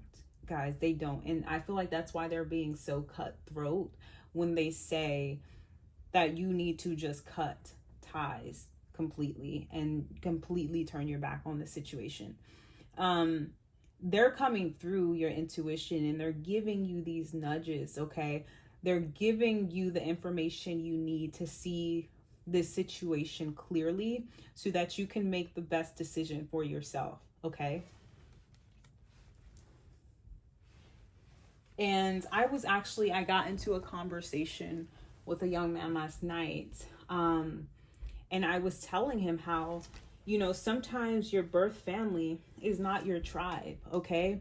You were born into a certain family or you were adopted into a certain family to learn certain things from those people. But that doesn't necessarily mean that you have to be attached at the hip to these people for the rest of your life or the rest of their life, okay? Sometimes it is okay to recognize and realize that you share nothing in common with the people who gave you life, okay? And sometimes they don't respect those differences, and the disrespect can be real, right? And you have every right to set boundaries with people who do not respect you or your individuality. And what pile was that? I think it was pile 3 or 2, where I was talking about how like nobody's life is exactly the same. And you have certain parents or certain family members who want you to fit into some sort of cookie cutter molding of what they feel like your life should be like or look like, right? But it's like, nothing is ever going to be a one size fits all when it comes to life, okay? Life is not black and white. And people are dynamic. People are very complex, right? What works for one person may not work for the next person. And you're dealing with people who are very emotionally immature, who are very controlling, who have a lot of narcissistic tendencies. I'm going to be completely honest. These people don't self-reflect. And so they go through life just projecting all of their insecurities, all of their shortcomings and failures onto the people around them so that they can feel a little bit safer in the illusionary world they've made up for themselves. If you threaten that illusionary world in some way, shape, or fashion, they will attack you. And that's no way to live, guys. It's like walking on eggshells all the time, constantly moving pieces around, constantly changing your life around to accommodate people who are never going to be satisfied, because the satisfaction they're looking for is not going to come from another person. It's not going to come from these lies, these illusions, right? It can only come from God. And these people are so cut off from a higher power. They're asleep. Okay. I'd even go as far to say that some of these people are just spiritually dead. Okay. And for some of them, there is no coming back. Okay. They're so far down a path of destruction, that they can't, I'm not going to say they can't, but it's coming through that way. It would take a lot of work for them to turn their ship back around and go the opposite direction. These people have attached a lot of their egoic identity around chaos and destruction. It's so much so it's kind of like embedded into who they are, like their identity and personality, okay? And when someone doesn't want to self-reflect, it just kind of becomes, I guess, just who they are. And at some point, you just have to accept that. Evolutionary downloads, recalling power, future thinking, cosmic ordering, divine alchemy, conscious manifesting. So I'm hearing all it's going to take is that first step, guys. Just take that first step. Yes, it's not going to be easy. Yes, it's going to be emotional. And I'm hearing like there's going to be like a feeling of like permanence. Like once you close that door, that it can't reopen. okay? And there is a fear associated with that, and rightfully so. You know, I feel like you guys in this pile, you aren't sure what lies on the other side of that door, but I'm telling you right now, it's a lot of peace, it's healing, it's alchemizing, transmuting negative feelings and becoming a better version of yourself because of the hardships you've experienced. But it's not going to come until we finally shut the door on the past and decide that we are going to change. Okay. So we have lost compass, getting back to integrity, and it's an 8. And 8 is a number of cycles, karma. And I'm just drawn to the fact that there's a clock here, and there's an emphasis on divine timing. Where was that card? Was that in this pile? Maybe it wasn't. I don't think so. No, it wasn't in this pile. Okay, but anyways, I do feel like there is an element of divine timing within your life, okay? And I'm hearing like an alarm clock, you know, going off, that it's time to wake up, okay? You've been stuck in this situation a little too long, okay? It's taking you a little too long to finally pull the plug. They're actually correcting me. You took just enough time for yourself to understand, okay? And that's okay. There's no need to beat yourself up over it. There's no need to, you know, feel bad for staying in the situation for so long, because you woke up at the time you were supposed to.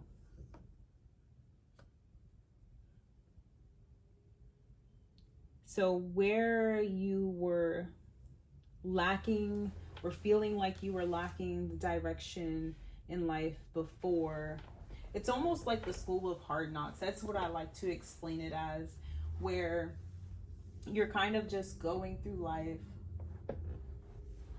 you know, learning through the trials and tribulations you go through. It's so it's so underrated in mainstream, you know, the fact that, you know, we learn the most through our own experiences, not anyone else's, you know. And you know, sometimes the things that we needed to learn or needed to know growing up, we don't learn until later, because we didn't get that information early on from responsible adults, okay? And that's not to like shame your parents or anyone's parents, but sometimes you have to understand that your parents were human too, and because they're human, they have their own flaws and shortcomings, and they aren't perfect, okay? They can do and say things that end up hurting us a lot later on in life, okay? That's not to say shift all blame there and use that as an excuse for why you can't progress in life or achieve what you want in life, but it's just to shed light on what could be causing certain issues in your present life, okay? So that you can... Okay, so my camera died, and you know, I went on for at least 10 minutes after it died. And so I kind of don't remember where I left off. I know that I was speaking on acknowledging how certain things our parents may have done, said to us, not done, not said to us, could affect us in our later years. Okay, I guess I'll just leave that there. Excuse me. And then I did pull cards from the Ancestor Messages deck just to see what the ancestors have to say. And I did point out that we have like Celestial and Moon together. And then we have Artist and Storyteller. So like, to me, these cards kind of go hand in hand together. We have imagination and creativity. So your ancestors, they're wanting you to find that spark again, find the art in the mundane, in the everyday life, finding inspiration in your everyday experience, okay, to make life a little more colorful. Excuse me. Okay, so, and then we have imagination storyteller here. And to me, this card kind of represents the inner child, if you will, because when we are children, our imagination is just limitless, okay? Just like the card here, celestial, boundless. And so I feel like your ancestors are trying to communicate with you and let you know that you have not lost this creativity. You haven't lost this imagination. You are boundless. You are a celestial being. You are a child of God. You are a reflection of the divine. And whatever you want in this life, you have the power to create. You are the creator of your reality. God made us in his or her image. And so what that means is we are also creators like the highest power. And that imagination never left. It's just time to tap back into it. And I don't know, maybe some of you guys will resonate with pile number 2, but I did mention in pile number 2, way before I knew this was an actual thing in therapy, I used to, this is how I helped to heal my inner child. I would go back.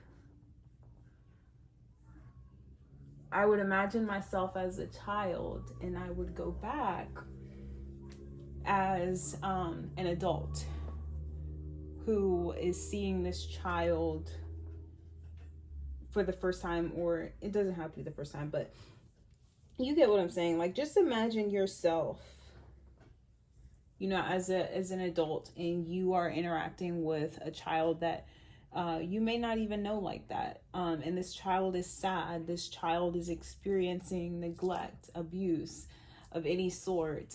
This child feels alone. This child feels outcasted. How would you speak to that child as an adult? What would you tell that child? Now do the same for yourself, okay? Imagine yourself as that adult that you may not have had growing up, and saying the things and doing the things that you needed in that moment. You can go back and talk to your childhood self. It's definitely a thing. It's definitely a type of meditation I do encourage if you struggle with childhood wounds.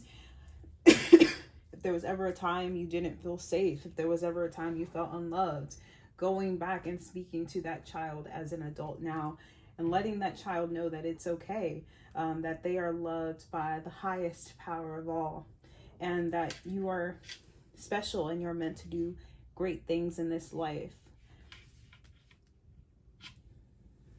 Okay, so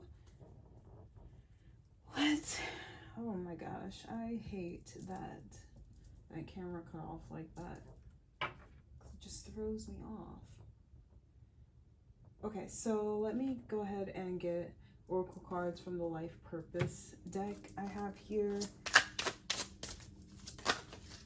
But also with the moon here, it's cycles. Whatever you guys have gone through in life, you are meant to go through to learn a lesson, okay? It's supposed to make you a stronger person. We have animals coming out. You understand animals and communicate with them intuitively. Trust your inner guidance, as the animals are part of your life's work. And I kind of got this in the last pile, where it's like animals can emit very healing vibrations. And so being close to animals, whether they're your own, someone else's, or you're going to a petting farm or a zoo or something and getting close to an animal in that way, animals do telepathically communicate with us. They can. And I actually had an experience at an aquarium when I visited a few years ago, at almost the very start of like my twin flame journey. And I was almost I was in a trance connecting with one of the sand sharks there. And it was so surreal. In that moment, I lost my ring. Okay. And I left that place. Before I left, I realized I had lost it. I wasn't expecting to find it because I didn't know where I lost it. Like, there was no point during my trip there that I could pinpoint I took my ring off or it could have fallen off. My rings they fit very tight. So I was like, there was no way it could have fallen off. So I have no idea where it could be. But I'll go and ask just to make sure if anybody found it. And it was in the lost and found. But it was all bent up. One of the... I honestly don't know where the ring went, to be honest. But it was all bit up by one of the... I guess one of the animals had chewed it up. But I do want to share, I wrote down the communication I received from that sand shark. And I actually ended up losing that ring for good at some point, but it's all right. It was a very, very powerful labradorite ring I had. And I know some people don't agree with the quote-unquote entrapment of animals for human entertainment, but I actually received telepathic communication from the animals regarding that as well. They actually don't mind it. It's a sacrifice for the greater good so that we can better understand them as a whole. So if I can find this.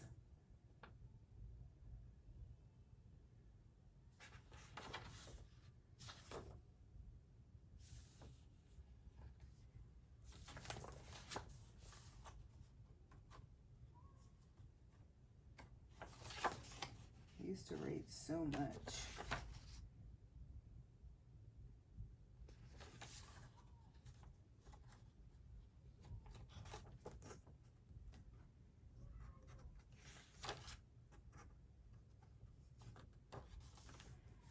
Okay, so today is Sunday, July 28, 2019. Wow, that was right before the pandemic, guys. I took JoJo to the aquarium on Friday and was able to connect with so many of the marine animals there. There was a sand shark there I approached. He seemed a little shy at first. He turned his head away. I was still able to keep eye contact with him and eventually became in sync with his breathing, taking me to a place of bliss and pure love and gratitude. I was taken out of this trance by my daughter, who was ready to move on to the next exhibit. While walking away, I realized that the shark was sending me telepathic messages that were felt vibrationally first and then translated into words a little later. One message being, life is to be lived. Okay,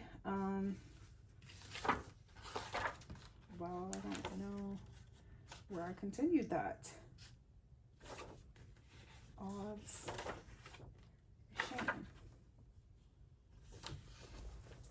But that was the message. Life is to be lived, guys.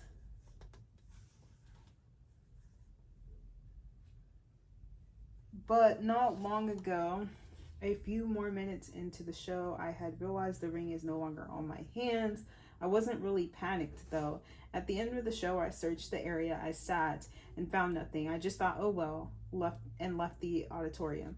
Something told me to check the lost and found. I did, and they had the ring, to my surprise. The ring looked to have been through something, LOL.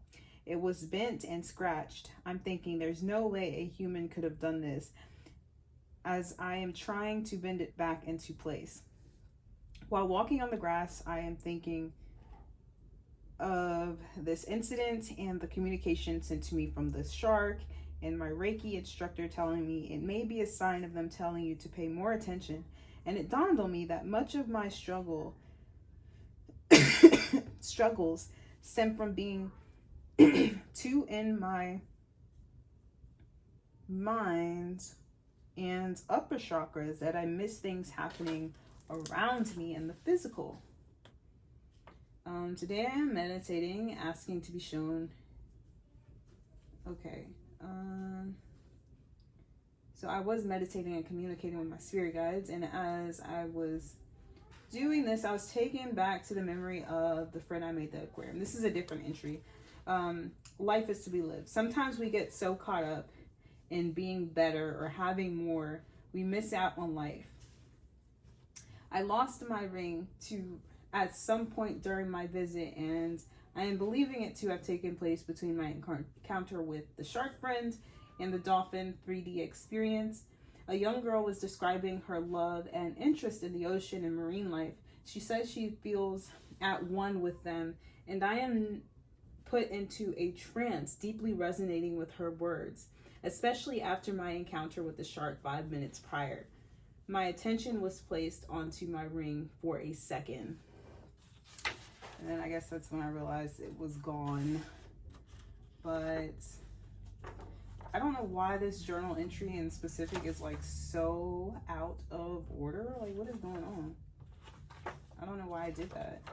This journal is just so discombobulated. Sorry, guys. If you are still with me, thank you. That message may resonate for some of you guys. You know, sometimes we get so caught up in like the little things and wanting more and wanting to do this and wanting to do that and attracting more and more and more that we forget to be thankful for what we already have. And that was a message for pile number 1 as well. But let's go ahead and get some angel messages. We have joy and contentment. So you guys are going to be walking through the door to this joy and commitment. But first, you do have to let go of some things here. We have let go. Walk away from this situation in order to resolve it. And she's actually holding a dog there. And then in the animals card, she's holding this cheetah or leopard. It's a cheetah. But I shared that journal entry to say, you know, some of you guys may have the ability to communicate with animals. And prior to that experience, I had no experience like that in particular with an animal. And, you know, it kind of made me realize something. You know, if animals are able to send us those types of frequencies, which can be translated into words sometimes, they can potentially be very powerful healers. They are very powerful healers, intended by nature. But maybe some of you guys, if you own a dog, maybe try telepathically communicating with your dog. Or if you have a dog or an animal that's passed away, they could be one of your spirit guides, okay? So we are walking through this door to compassion, self-love. And this card says, take a step back. Sometimes we need to remove ourselves from the situation in order to see it from a different perspective, a higher perspective. Because when we're in the thick of it, right, it's hard to see the trees for the forest, okay? Sometimes we have to take a look back and say, hey, I'm going to take my emotions out of it. I'm going to take my own bias, my own opinions out of it, and really get to the nitty gritty, the meat of the situation. What is actually going on here? Is it serving me? Is it serving anybody in this situation? Okay, and how do we resolve it? Sometimes you have to take that step back. Okay, we have to pause and take that step back in order to gain clarity.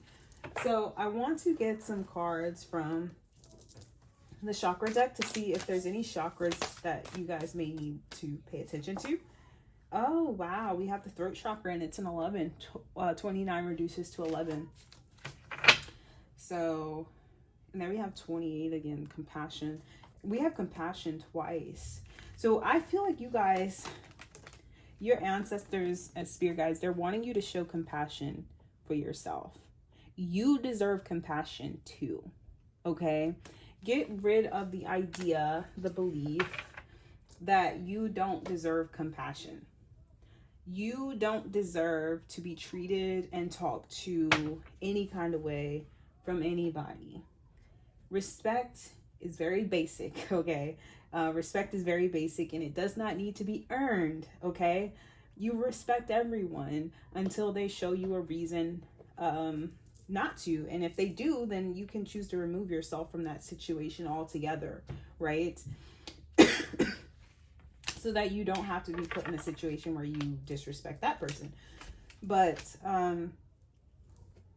this is about showing yourself more compassion, guys.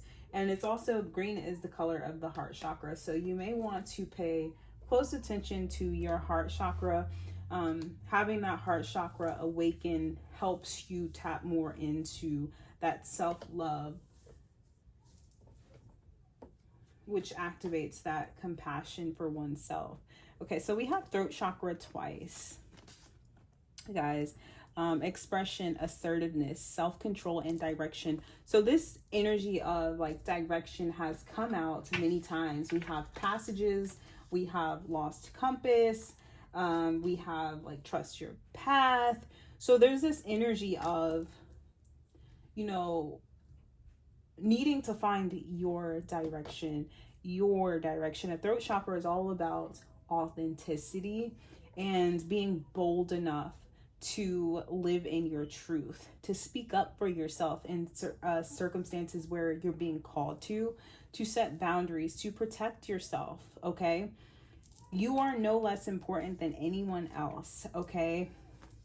And if a situation is calling for you to sacrifice your happiness and well-being, whether it be mentally, emotionally, spiritually, or physically, financially, then you don't have to include yourself in those situations, okay? The moment something requires a sacrifice of your time, energy, not your time and energy, but a sacrifice of your mental, emotional, physical, financial stability or health, you can choose to walk away. You can choose to speak up for yourself. Say, no, I'm not doing that, okay?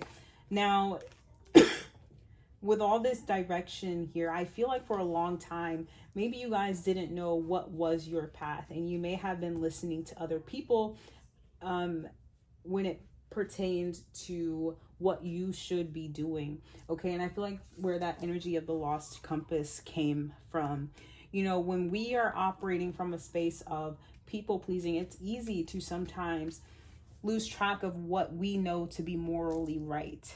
Getting back to integrity, okay? We betray ourselves. We betray people that mean a lot to us, that we care about, in the name of making other people feel comfortable, okay? And, you know, it's the ultimate betrayal against yourself. Even leaving other people out of it, it's betrayal to yourself. So with will, and then we have pleasure here too, and will is talking about self-control. I will say, you guys may want to watch out for, some of you guys may be overcompensating this lack of direction, not being capable of speaking up for yourself, believing in yourself, living in your truth. You may overcompensate that with pleasures of the flesh, okay? Okay. Yeah, so just be mindful of that. That may not be for all of you guys, but just be mindful. But also I'm hearing, don't feel guilty for doing things that are in your best interest, as long as you are not hurting or harming anyone in the process. And if you need to speak up and out against something, don't be afraid to do it. I know it takes courage. It does take courage, and it takes practice. But you are, the door that is opening for you, pile number 4, is one of personal power and closing the door on a cycle with people or a person who has attempted to destroy you in some form or fashion. And coming out a stronger person because of it. Being able to now speak up for yourself, to not feel guilty for going after and doing the things that make you happy. Not feeling like you have to sacrifice yourself for people who wouldn't do the same for you, just to keep up with the status quo or prevent conflict. Because like I said, the people you're dealing with in this pile are people who will never be satisfied. Okay? And so they will take and take and take and abuse and abuse and abuse. And you will still be sitting there like asking yourself, what do you want from me? And the answer is, I mean, we did get the answer earlier. This person quite honestly wants your soul. They want to control you. And I have to put that very plain so there is no confusion. Okay, so we have Dragonfly. You bring light to this world. But you can't do that if you're constantly allowing people in your life to dim that light, okay? Or convince you that that light is not there. Okay, so what is coming? What door is about to open for pile number 4, please, Spirit? What door is about to open for pile number 4?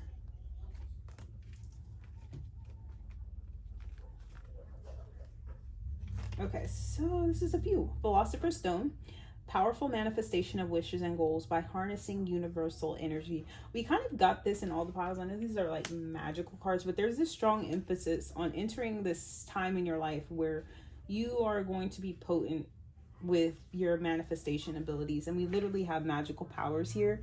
So whatever you want, pile number 4, the door that is getting ready to open for you, you're going to be entering an era in your life where nothing is off limits, okay? You are going to be tapping more into the energy of self-love, authenticity, and expression, okay?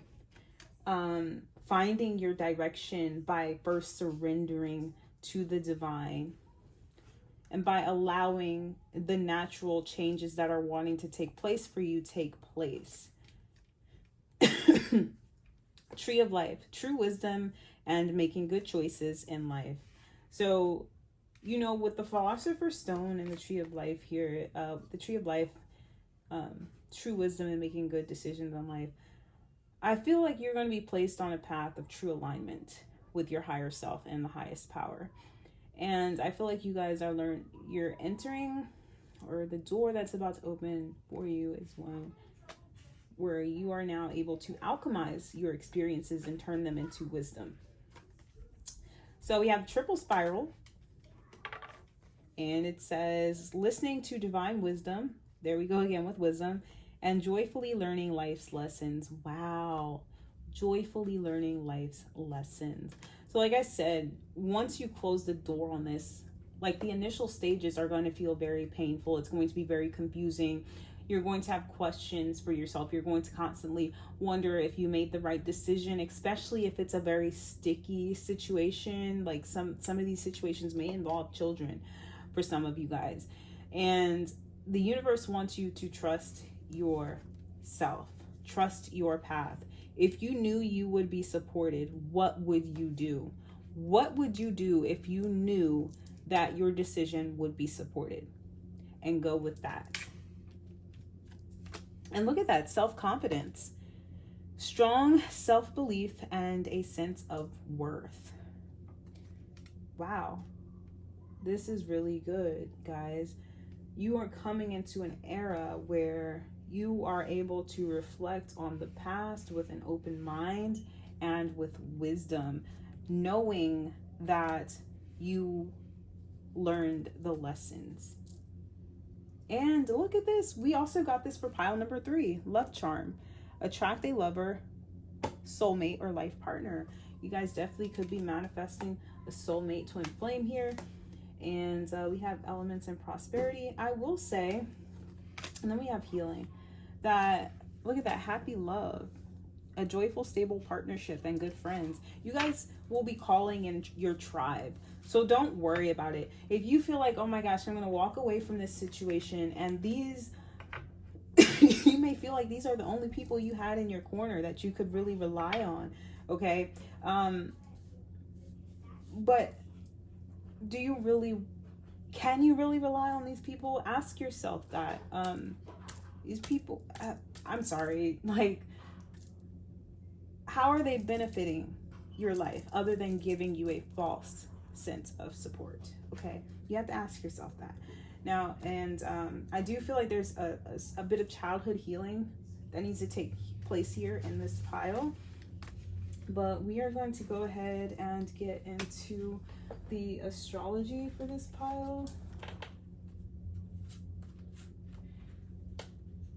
And we got the moon in Pisces in the 8th house, which is very strong spiritual and psychic energy, guys. And actually, let me pull a card from the chakra love deck before we get into the astrology. Okay, we have third eye chakra, and labradorite is the stone on here. By the way, guys, I don't know if I mentioned it, but that stone that I lost, that ring that I lost, was actually a labradorite stone. And so that's definitely a sync. Dreams are where your mind translates the divine. So a lot of you guys could have, I definitely know your intuition is going to be speaking to you very loudly with this door that's getting ready to open for you. Yeah, it's a lot of change getting ready to happen for you guys, pile number 4. But the other side of that change, the other side of the door, is a life where you can finally relax, where you can finally trust yourself and love yourself, and in turn be able to love another person, whether romantically or friendship wise, because now you are able to develop and maintain deeper connections with people than just superficiality. So with moon in Pisces and the 8th house, we have advice here that will impact your spiritual, your mental, and your physical. And then we will read the potential outcomes. Sorry. I also feel like there's a death of some sort of belief here, because Pisces can pertain to our beliefs as well. Okay, our faith. So there may be a death of some sort of belief or faith, like a religion or something. And it also, because it's in the 8th house, it could represent the transformation of these beliefs, and or a transformation of the soul, your spirituality, to be honest, your subconscious. And Pisces is also a mutual energy, so it's free flowing. So this is allowing that rigid black and white energy go to be transformed into just being able to relax, like letting that rigid energy go. Okay, so let's see. We have defend your dreams as a life or death issue. You only get, I mean, we get multiple lives to live, but what do you want to accomplish in this life? What do you want to leave behind, pile number 4? And how important is that to you? Are you willing to go to war for those dreams? Are you willing to fight a battle for those dreams? This will help you spiritually. And then mentally, we have accept your idealization of getting and using power. Power in itself is not a bad thing, but it depends on the person yielding the power and how they are using that power to benefit or not benefit the people around them. Okay, maybe challenging the ideas you previously held around power and people who have power. Okay, look at that, magical powers. Maybe feeling like only a certain type of person gets to be powerful. And I'm not that type of person, right? I definitely grew up with that belief, so I know what that feels like. Just feeling like it's not in your destiny or calling to be powerful. And I wouldn't even go as far as using destiny or calling, because when you're in that vibration, you can't even really fathom those words and what they truly mean. But feeling like your lot in life is the lower end, and that it's not meant for someone like you to be successful, to have money, to have power, to have status, when that's not true. You're no different than anyone else who gains or attracts power. And just because someone has power does not mean they're using it to abuse people. They could be using it to better their life and the lives of the people around them. That's how you should be using power. But maybe you guys want power. There's like this energy of maybe you guys do want power, but you feel bad for wanting that power. But you have to assess the reason why you want power. I feel like you guys want power because you want freedom. And you, for a long time, have gone through life being the powerless one. Feeling like you don't have the freedom to do what you want. Feeling like you are always at the mercy of someone else. And so this is asking you to reflect on why you want that power. You want that power because it means something to you. Okay, for someone who is coming from feeling like they're always at the mercy of someone else's will, you know, you want to call your power back, and that's understandable, right? And so your want for it is not coming from a bad place. Okay, just remember that assertiveness. Okay, you guys do need to work on your throat chakra here, and it does take practice of, you know, expressing yourself and speaking up for yourself. That does take practice to become used to. Okay, but once you start, I promise you it's hard to turn it off. Okay, so just be mindful. It's actually not a bad thing. It's a really good place to be at, and I feel like you guys, that door is finally getting ready to open for you guys. Okay, now physically, let your feelings tell you how to be a part of something overwhelming and use other people's resources.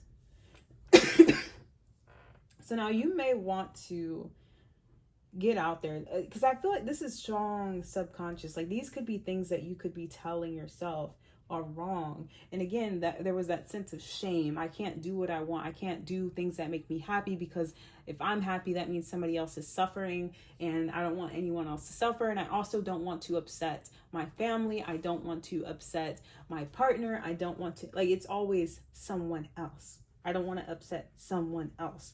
And it's never about you, pile number 4. And I feel like the door that's getting ready to open for you is this clarity. This clarity of, I don't have to live my life for anyone but myself. Okay?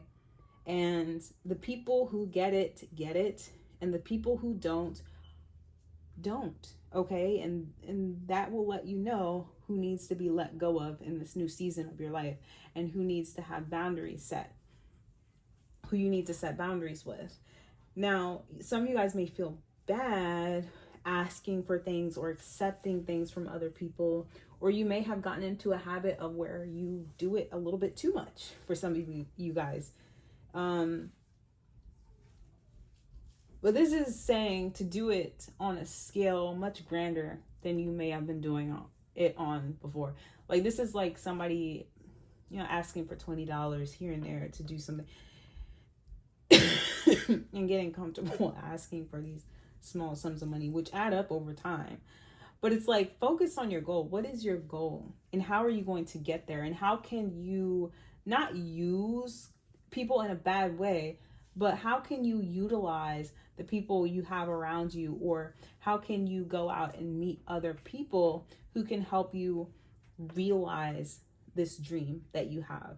Okay, and not being ashamed to ask for that help, not feeling out of place for even dreaming this dream, or feeling like you don't have enough, or that you're not good enough, you're not smart enough, you don't look the part, you don't dress the part, whatever, right? You have to get that belief out of your mind, because you are so worthy.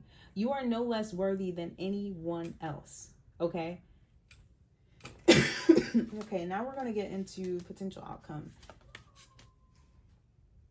Okay, so the nurturing of spirituality to ultimately experience personal power. What are we talking about? Oh my gosh. So that is the spiritual. So what you can expect is the nurturing of spirituality to ultimately experience personal power. This is I'm hearing this transformation is personal. Okay, this is a spiritual awakening for a lot of you guys. This is coming into your power, is what's getting ready to open up for you. Feelings caused by trusting your psychic knowledge of the mysteries of life. There we go. And that's coming from that spiritual insight. That's coming from tapping in and trusting your intuition. Okay. Your intuition is not, it's not a fantasy. It's not, people want to make you think that, you know, spirituality and intuition and tarot card reading and oracle and all that stuff is just woo woo and it's crazy and it's make believe. But this is the most real you can get, guys, is the world we can't see, because it influences us in the most meaningful and impactful, or no, it impacts us the most. It impacts us way more than the physical, because everything starts in the unseen. It starts with the vibration. It starts with the feeling. It starts with a thought, an idea. Those are things we can't see. Those are things we can't touch, right? It starts with that spark of passion. It starts with that attraction for that person first, right? That's energy. How is energy not real? Like I like these people, closed-minded. You have to set boundaries with people like that, because they will literally piss all over your parade and piss all over your dreams. Okay, if I have to be delusional to achieve something in my life, then so be it. Okay, like, I'm sorry. You know, no one's going to convince me that I am not good enough or worthy enough for what I want out of life. It's not going to happen. And that's the kind of power I feel like you guys are about to tap into. Okay, trusting the knowledge of the divine over the knowledge of man. Okay, because we are flawed. God, we are flawed. But you can guarantee that intuition, that psychic power, those intuitive nudges that you are receiving from the divine are real. You can trust that. Okay, those feelings are not flawed. Okay, unless you have healing to do. But then again, that wouldn't be your intuition speaking to you. That would be trauma. And there's a big difference. Your intuition is never going to lead you astray. Your trauma might. And that's why it's very important to get that in check and realize, start being able to differentiate between your trauma and your intuition, right? And then lastly, in the physical, we have reactions resulting from the indecision of or about a major change.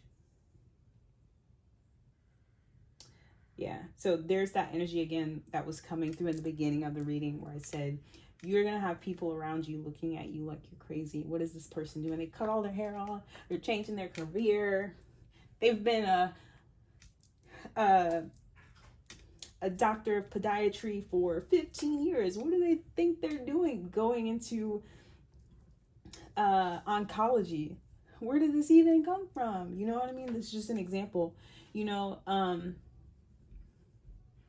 or choosing to hop from being a pharmacist to now wanting to invest more into holistic healing and learning about herbs and natural medicine, right?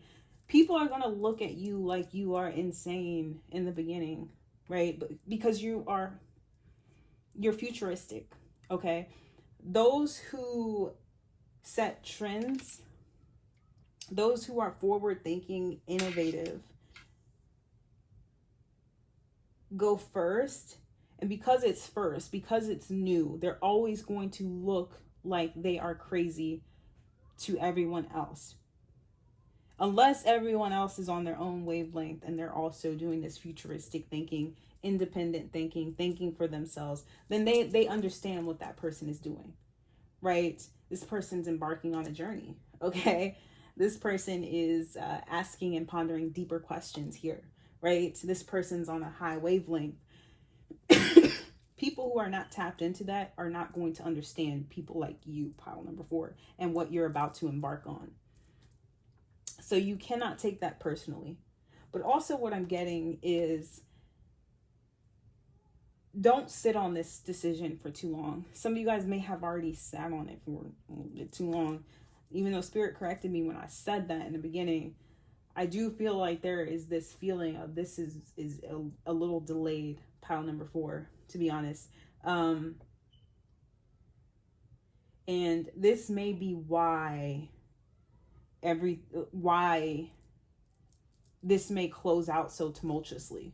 You know what I mean? Like, I feel like because you sat on it for so long and this indecision, you allowed certain things to build up in other people to where now to undo it, you know, there's a lot more that's going to crash and burn than it would have been if you kind of nipped it in the bud earlier.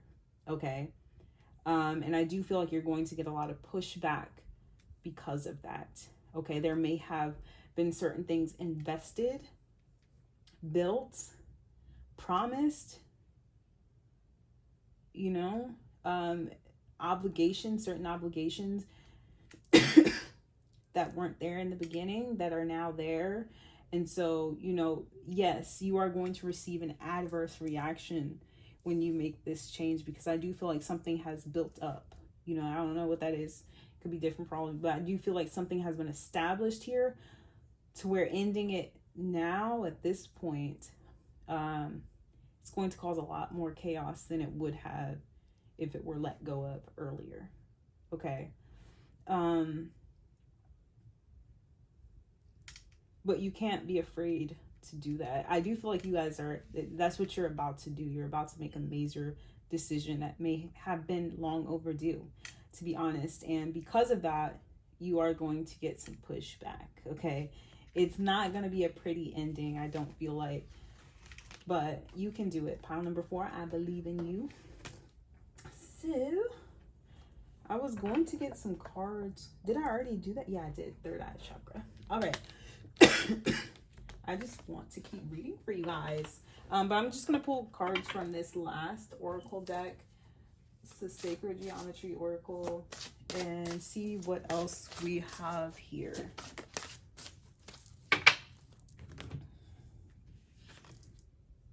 Okay, we have the Fruit of Life, the Spheres of Knowledge. Yeah, this is like an initiation, guys. I feel like in all the piles, there's like some sort of initiation happening.